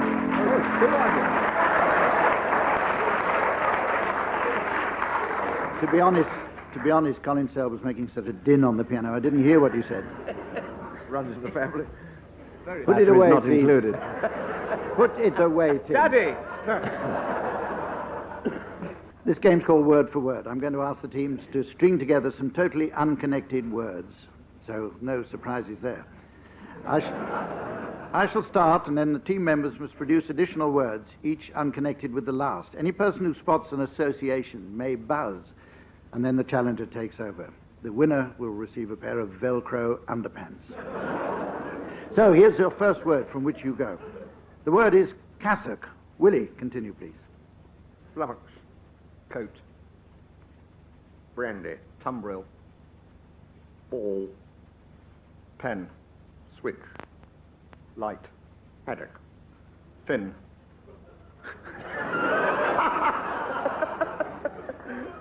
Huckleberry. Challenge from Graham. Did he say huckleberry? No. No. My mistake. Challenge Carry on. overruled. Ladies and gentlemen of the jury, Yes, you can carry on, Graeme. Oh, right. Glue. Olfactory. Lectern. Twig. Forgotten the rules of this. Fancy buzzing occasionally. Oh, challenge from Tim. Did you say Huckleberry? That was Tim as Willie, you understand? They're all olfactory. Yes? Yes. That's correct. Oh, you spotted it. Yeah. Right, carry on, Willie. Braces. Girdle. Truss. That's Challenge neither here from nor Barry. there, What? as the man said when he put his truss on upside down. No, truss. I withdraw the challenge, You as can't. the man said when he It's put not his allowed. truss on upside All right, well, will you continue? I'll uphold it. As the man said when he put his... Go on, Barry. Oh, me. Yes. Trite. Room. Pusillanimous. Omnibus. Elk. Condign. Willie, you challenge. We all know in these dangerous days elks use condigns.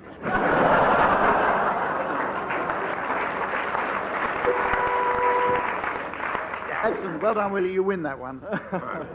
And we go on to a round now which has extensive use of your buzzers. So, Tim and Willie, if you can find yours, it would help just to move along. Challenge from Tim. This is another musical. As the man said when he...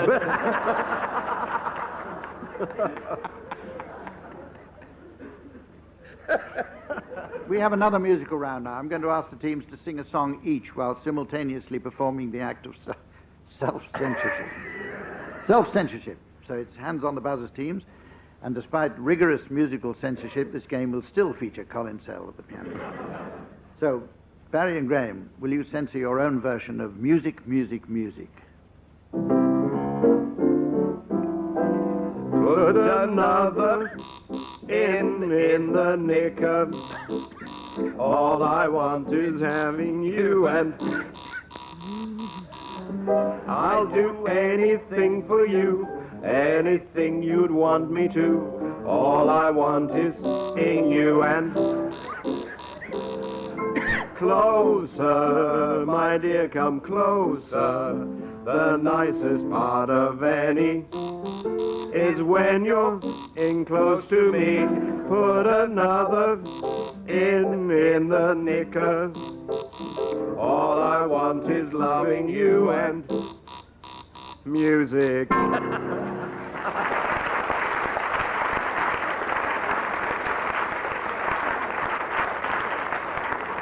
Well, a hard act to follow, but Tim and Willie, will you censor your version now of A Cockeyed Optimist?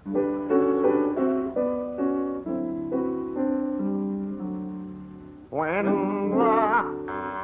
is a bright canary yellow, I forget everything I've ever seen. So they call me a cock optimist, immature and incurably green.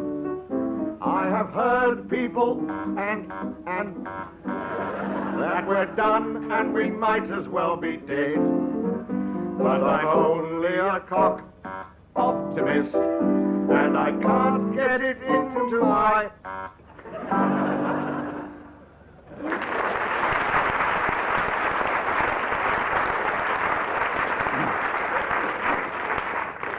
Right, Barry and Graeme, now, will you sing your censored version of Someday I'll Find You?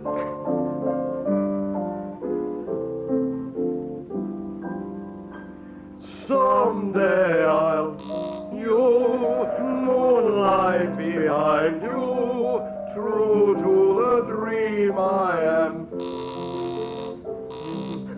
As I you, a little, for a little while, we shall stand in hand.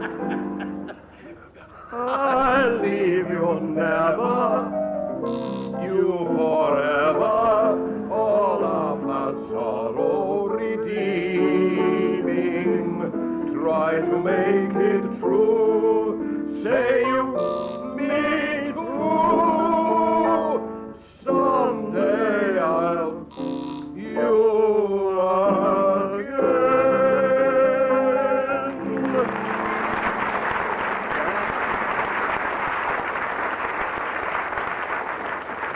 Right, to give you a chance to catch up now, Tim and Willie, will you censor your own version of Try a Little Tenderness? She may be weary, women do get weary, wearing the same shabby dress. And when she's weary, try a little.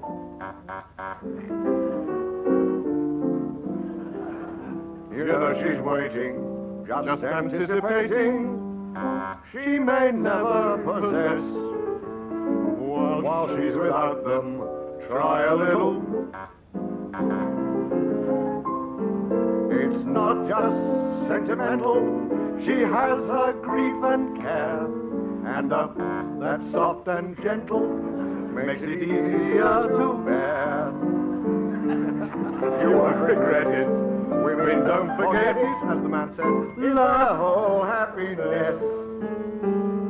It's all so easy. Try a little.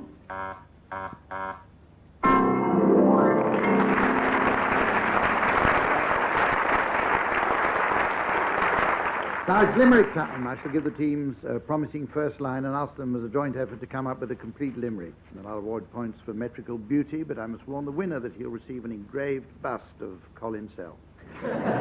Tim, you're going to start with this line. A Roman roue called Silenus.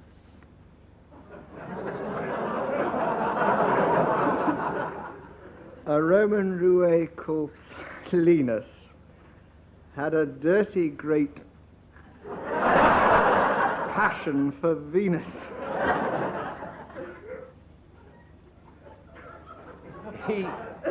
He switched on Sky TV. Why? Lateral thinking. And what did he see?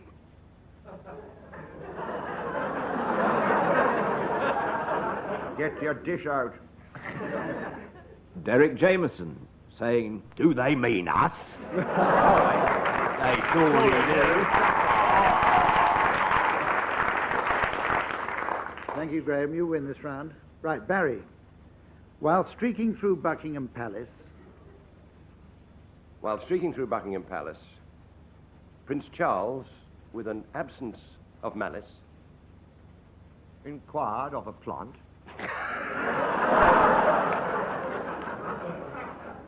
Have you seen my fat aunt?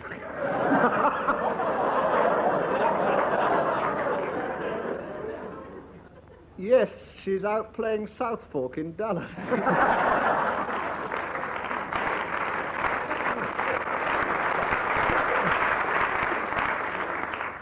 Willie, here's one for you. While probing my nose with a poker.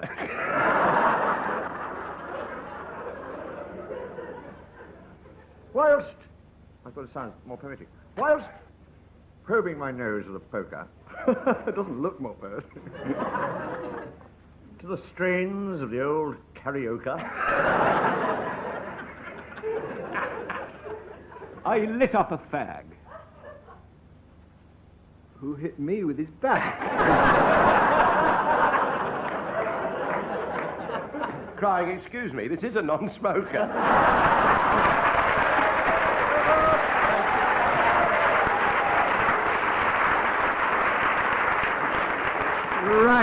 Right. With Barry well in the lead now, we're going to move on to the last game. The first ball season of the new decade is upon us, so while I go behind the curtain to check some of Samantha's figures, the teams are going to announce the late arrivals at the Ecological Ball. Well, welcome, please, Mr. and Mrs. Sassoon and their environmentally friendly First World War poet, son, C.F. Siegfried. The aerosol. Oh, very good, very good. And welcome, please, aggressively from Greenpeace, Mr. and Mrs. Warrior and their son, Rambo Warrior. It's cabaret time. Oh, good. Herb Alpern and his Tijuana Grass. Barbara Streisand singing a selection from Lentil. And will you welcome, please, the Cardiff Quasimodo Impersonators Choir? They're always welcome here. Singing the Song of the Humpbacked, Wales.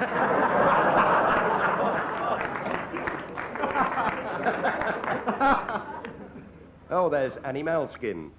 But she's been thrown out. She's got Edward Fox straight round her shoulders. Oh, no, it wasn't her at all. It was somebody funnier. Will you welcome, please, the Sellafield cows. Oh, and the bull. Oh, he's lit up. That's the Glow Bull warming. Right. An unpopular party now. Mr. and Mrs. Reactor and their 17 children. They're the fast breeder reactors.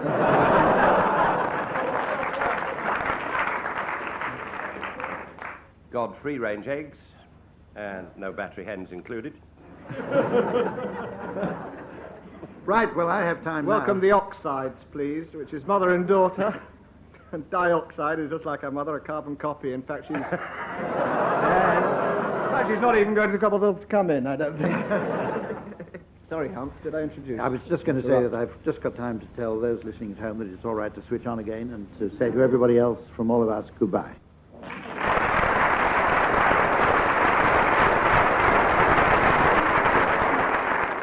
Barry Cryer, Graeme Garden, Willie Rushton and Tim Brooke-Taylor were being given Silly Things to Do by Humphrey Lyttelton, with Colin Sells setting some of them to music. The programme was produced by Ewan Magnuson.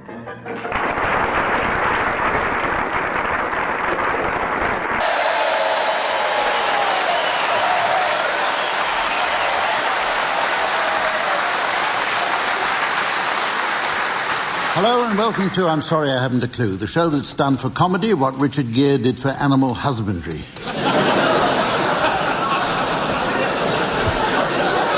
You join us in the historic town of Brighton, which, before it became the fashionable seaside resort we now know, was once a fishing port.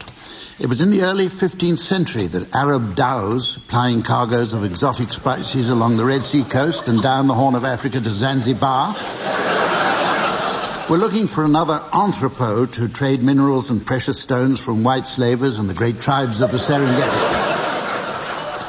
Luckily, they discovered Dar es Salaam and so never had to come to Brighton. We're coming to you today as part of the Brighton Festival, and we're broadcasting from the town's lovely old Theatre Royal, which I was interested to learn is haunted. Apparently, eyewitnesses have described grey apparitions.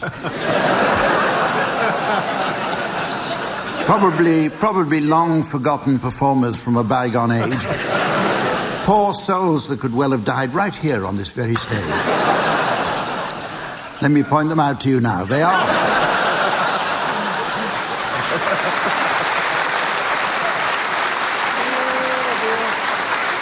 On my left, Barry Cryer and Graeme Garden.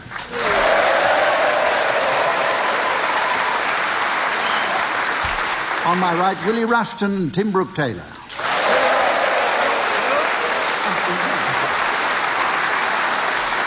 And finally, please welcome the lady with the scorebook, who's very keen to put the team's points in. The delightful Samantha.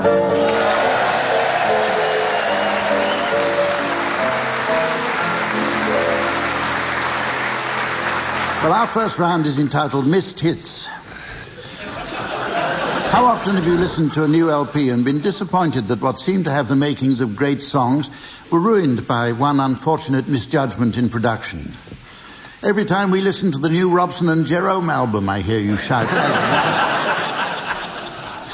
In this round, teams, I'd like you please to suggest some titles of songs and musical acts that would have been surefire pop chart misses. Barry, will you start us off, please? The Sound of Silage.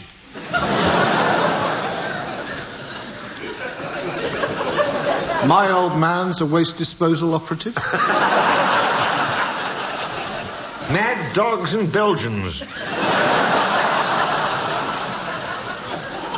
Robin Cook, right?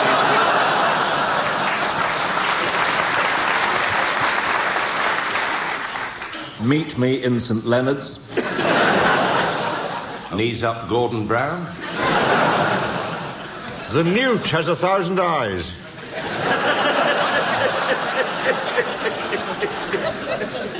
Arrivederci Chroma. By the time I get to Felixstowe.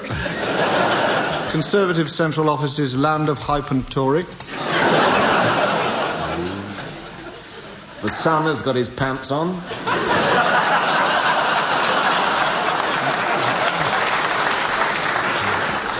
Andy Stewart's failed hit DIVORCU Jimmy. People will say we're in Hove.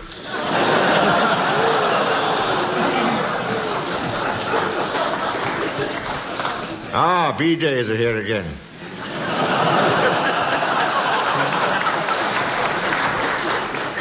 I'm just a girl who can't say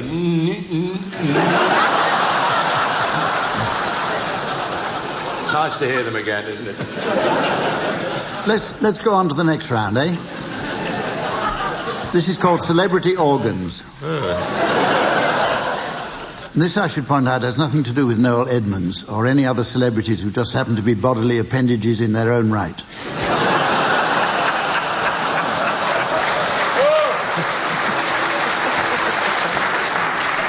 You'll all be familiar with the recent and regrettable trade in internal human organs. Teams, for a small sum, I've managed to procure several mystery celebrity organs for your inspection, which Samantha has specially prepared in the 2 kidney bowls you find in front of you. So I'd like you now, please, to don your surgical masks and gloves. Now, will you please start to identify the... Can we look at them now, Honk? Yes, and start to identify them. Oh. Do we do? You've got to identify the celebrities from the organs in front of you. Off you go. Are they internal organs? I only ask if they're internal because that could be something from Michael Jackson's face.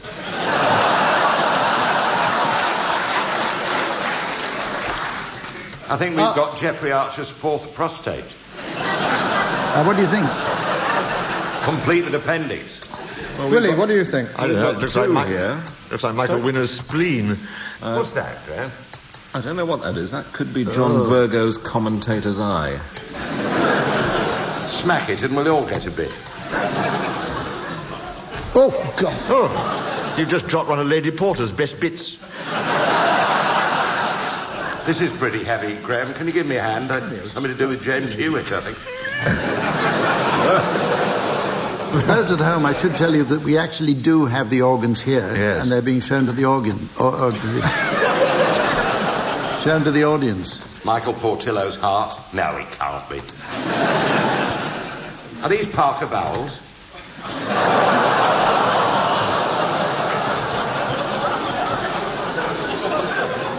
Well, as steam rises slowly from the organs in front of them, I think we ought to move on to the next games.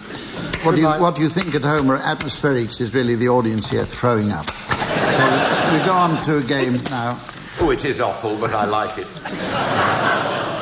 We'll go on to an old favourite. It's called One Song to the Tune of Another. And it's a musical game that's as simple in concept as the title itself. And let me explain. In most songs, there are 2 elements, the tune, or music, and the words, or lyrics.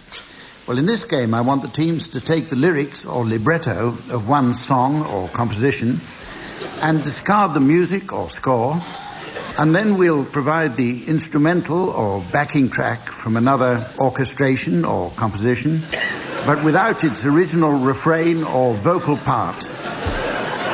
The team should then accompany or syncopate to this melody or harmony. And hey presto. One song to the tune of another. There you are. And if you think that's a total musical mismatch, wait till you hear the combination of Colin Sell and a piano. Actually, Colin has of late become quite well known for his rap music.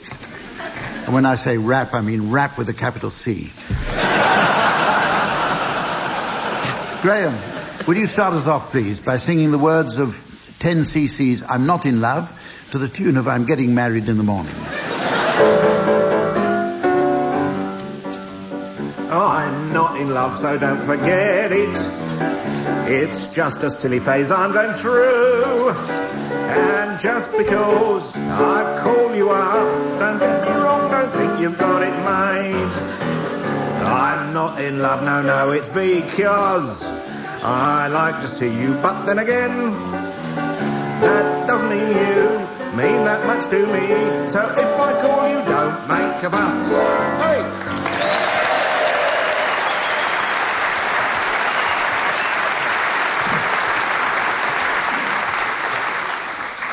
Okay, your turn, Barry, now. And you have to sing the words of Oh, What a Beauty to the tune of The Sunshine of Your Smile.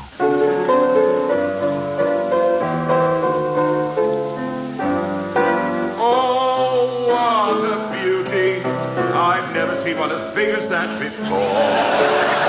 Oh, what a beauty. It must be 2 feet long or even more. It's such a lovely colour. And nice and round and fat. I never thought a marrow could grow as big as that.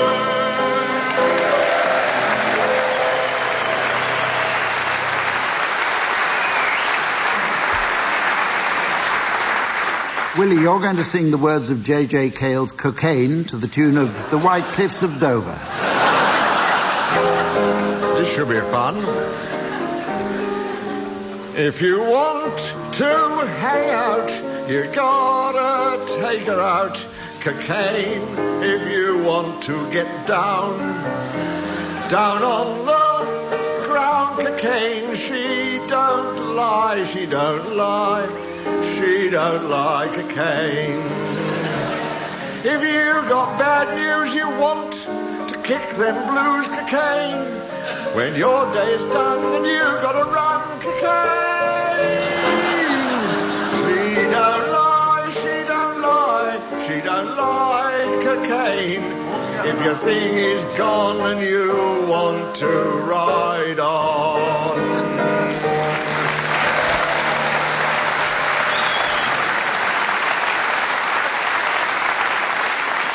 And finally, Tim, will you please sing the words of Rasputin by Boney M. to the tune of Danny Boy.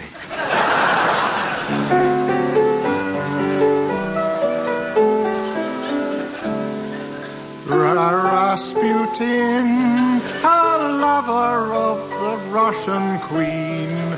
There was a cat that really was gone. Rasputin, Russia's greatest love machine. It was a shame how he carried on. He ruled on Russia, never mind the Tsar. Your glass is but he does really wonderful. In all in fact, he was well to please. Shakespeare's real create will go to screen. Thank you very much.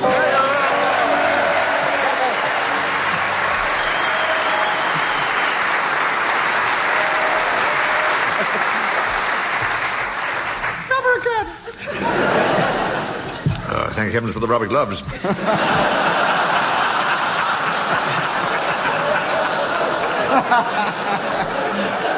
Well, I know where they've been. Okay, with Tim edging into the lead, we have a next round which is called Superstitions, and it's based on those peculiar little irrational fears that we all sometimes have. Tim, for example, believes that it's very bad luck to buy a round of drinks in a pub.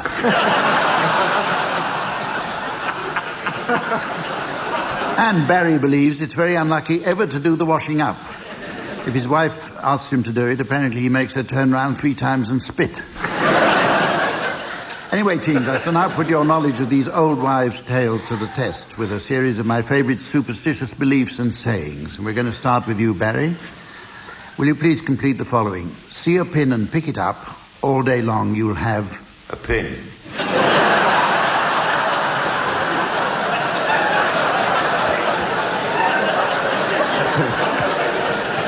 How true that is. I rest my case.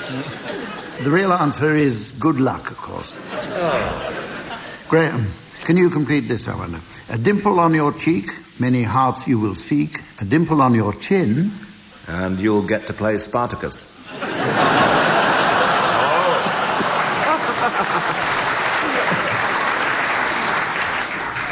And, of course, the real answer is many hearts you will win.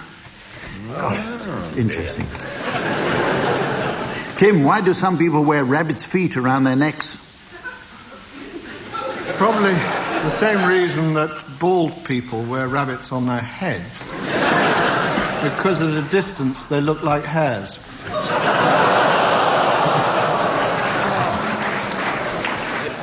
Well, I won't. We all know the right answer to that one. That was it. Willie, what in France should you do if you pass a priest on a country road? Pick it up at once in your priest scooper.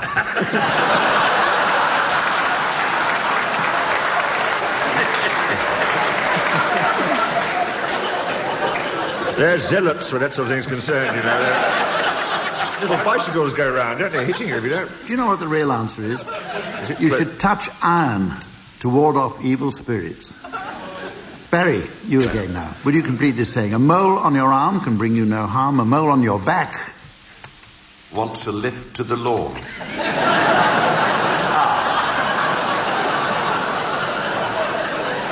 And how sweet. Another one for you, Graham, here. A spider in the morning is a sign of sorrow. A spider in the afternoon?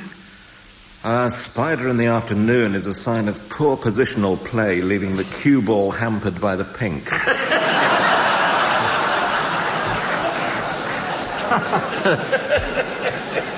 Or, alternatively, brings worry for tomorrow.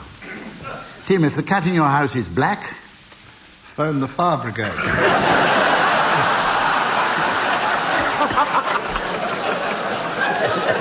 Only probably it's too late. And the real answer is, of lovers you will have no lack. Willie. Yes.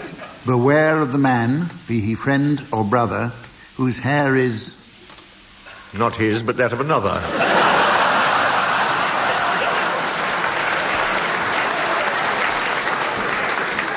Well, you know, the real answer is whose hair is one colour and his beard another.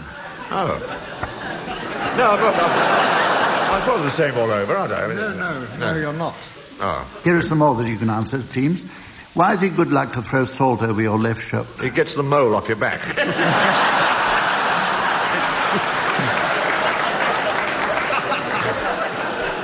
The real answer is that salt was seen as a protective substance, and evil spirits were supposed to live on your left side. Oh. But I'm not going to explain Are these real answers good? They are. They're out of a book of superstitions. So there. Never read a book of superstitions or your bum falls off.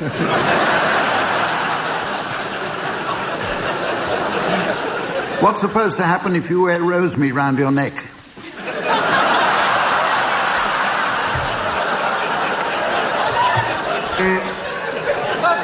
I think the best answer is you'll have to marry her. And it upsets the rabbits. Well, the mole's none too happy. It says here you'll have a better memory, and I'm not in the least surprised. It's now time for another thoroughly enjoyable game called Cheddar Gorge, which is just one of many traditional pastimes taking their title from English place names. For example, there's Chipping Norton, which involves making stone sculptures in the shape of motorcycles. Then we have Tower Bridge, a card game for exceptionally tall players. And I understand there are still certain isolated rural communities in Lancashire that like to play Upper Ramsbottom.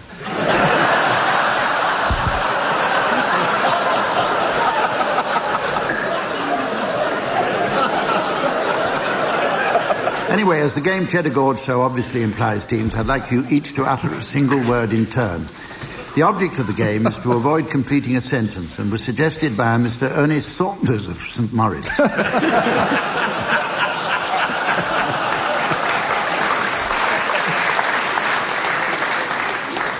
To complicate matters further, however, I'd like you each to include a special word indigenous to Brighton and its surrounding coastline.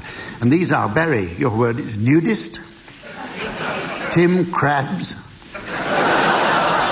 Graeme, deck chair. And Willie, sewage. And if I judge that a sentence has been completed, you'll hear this. Or I might sound my horn.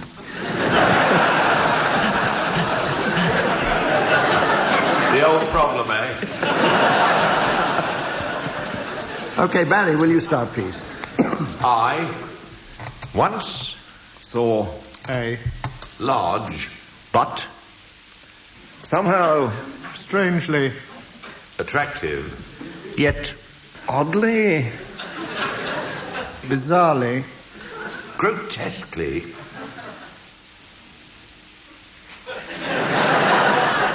and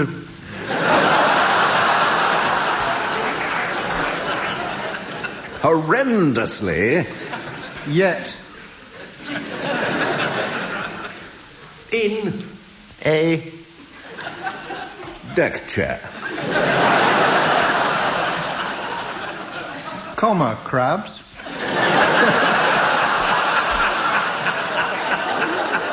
Sounds like a villain in a James Bond book. Oh, my name is Comma Krabs. Commander Bond. I'm going to punctuate you, Mr. Bond. Where are we? Comma crabs and... Don't look at me. Lobsters? Not only nudists.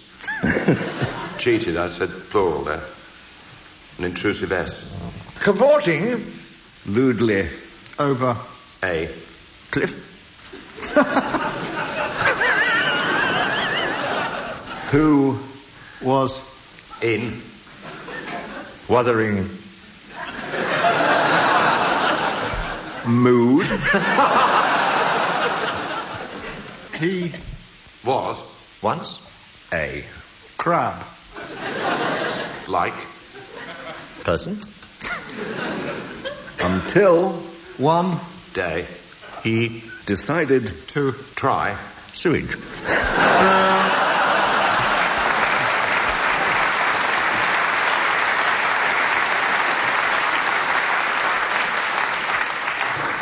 I think strangely attractive butt will be cut out of the American version.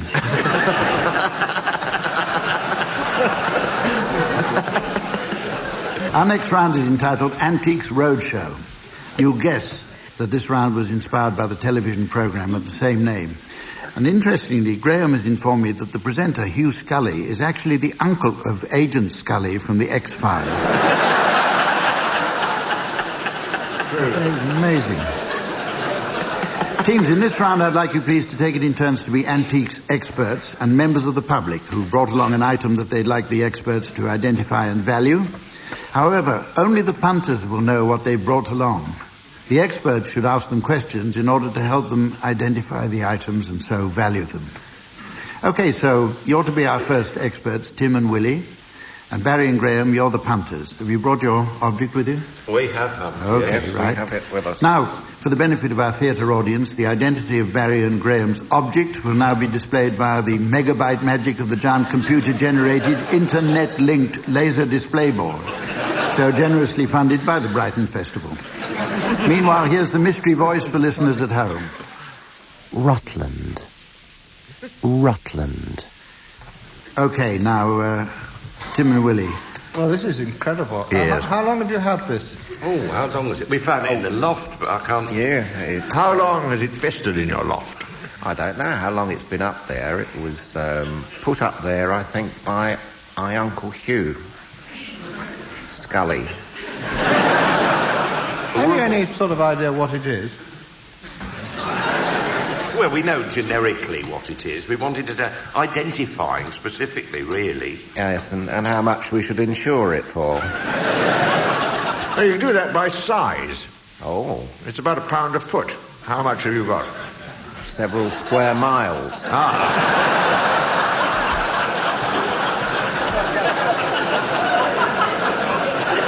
I think you're quite wise to get rid of it, quite frankly. There is a crack in it, but it doesn't show. Yes. Do you have a very large attic? We have now, yes. We knocked it through. Are you implying that all people that go on this show are real wallies? Yes. Some are reproductions.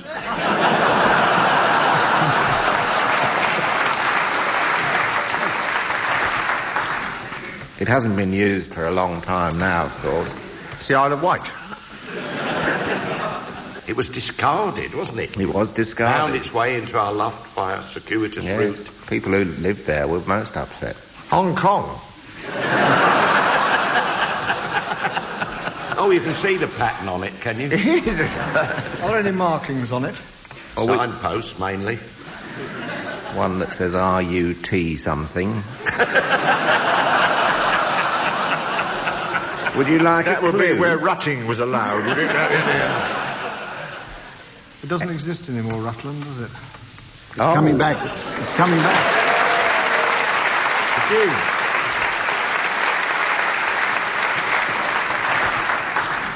Your turn to be the experts now, Barry and Graeme, and Tim and Willie. I hope you brought your object with you. You have? Right. Yes. It's yes, we have, Hump. Do we have to talk like that? Apparently so. Its identity is now being broadcast to our audience via the laser display, and here again is the mystery voice for listeners at home. The latest portrait of the Queen. The latest portrait of the Queen. Start questioning them, Barry and Graeme. Are there newer reproductions of this, or is this the old original? Reproduction no longer enters into it, I'm happy to say.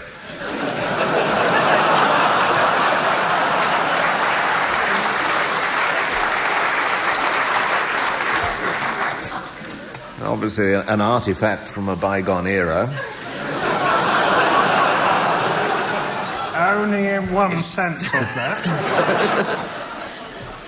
It is not strictly an antique. You mean it's new? That's a good way of no putting getting around you, is there? This century? This, yes. This century? More like 3 weeks ago. It's one of the freshest antiques on the market. And it's been in your family all that time, for about a fortnight now. It's been suggested a hand should come off. How many hands were there? Just the 2 pairs. Just 1 pair, I think, would be more accurate, Gilbert. We only saw one side of the picture. Oh, picture! Oh, what a good one!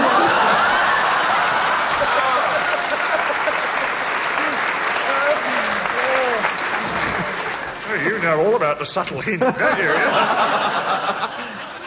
This looks to me like a picture. More like a portrait. Oh! Of the Queen. With huge hands and a grim expression. It's a lovely piece. Yes. Thank you. Not a very good picture of her there. We've finished, Tom. We've finished. We'll go for a walk on the front later.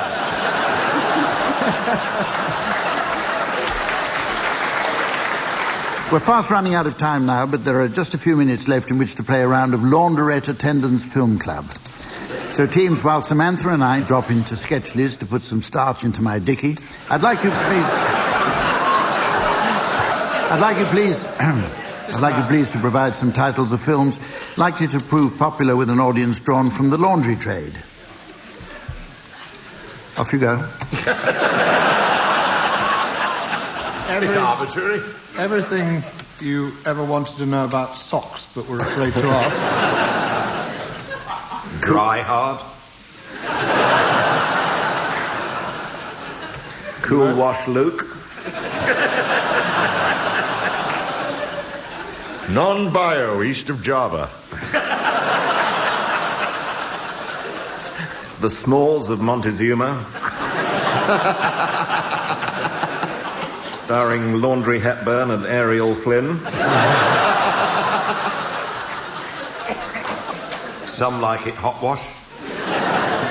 On the bleach. Bring me the vest of Alfredo Garcia.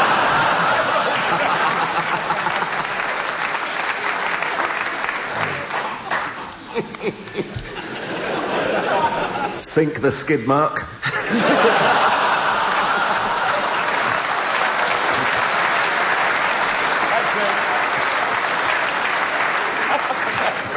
Well, as the little Andrex puppy of time scampers onto the busy dual carriageway of destiny,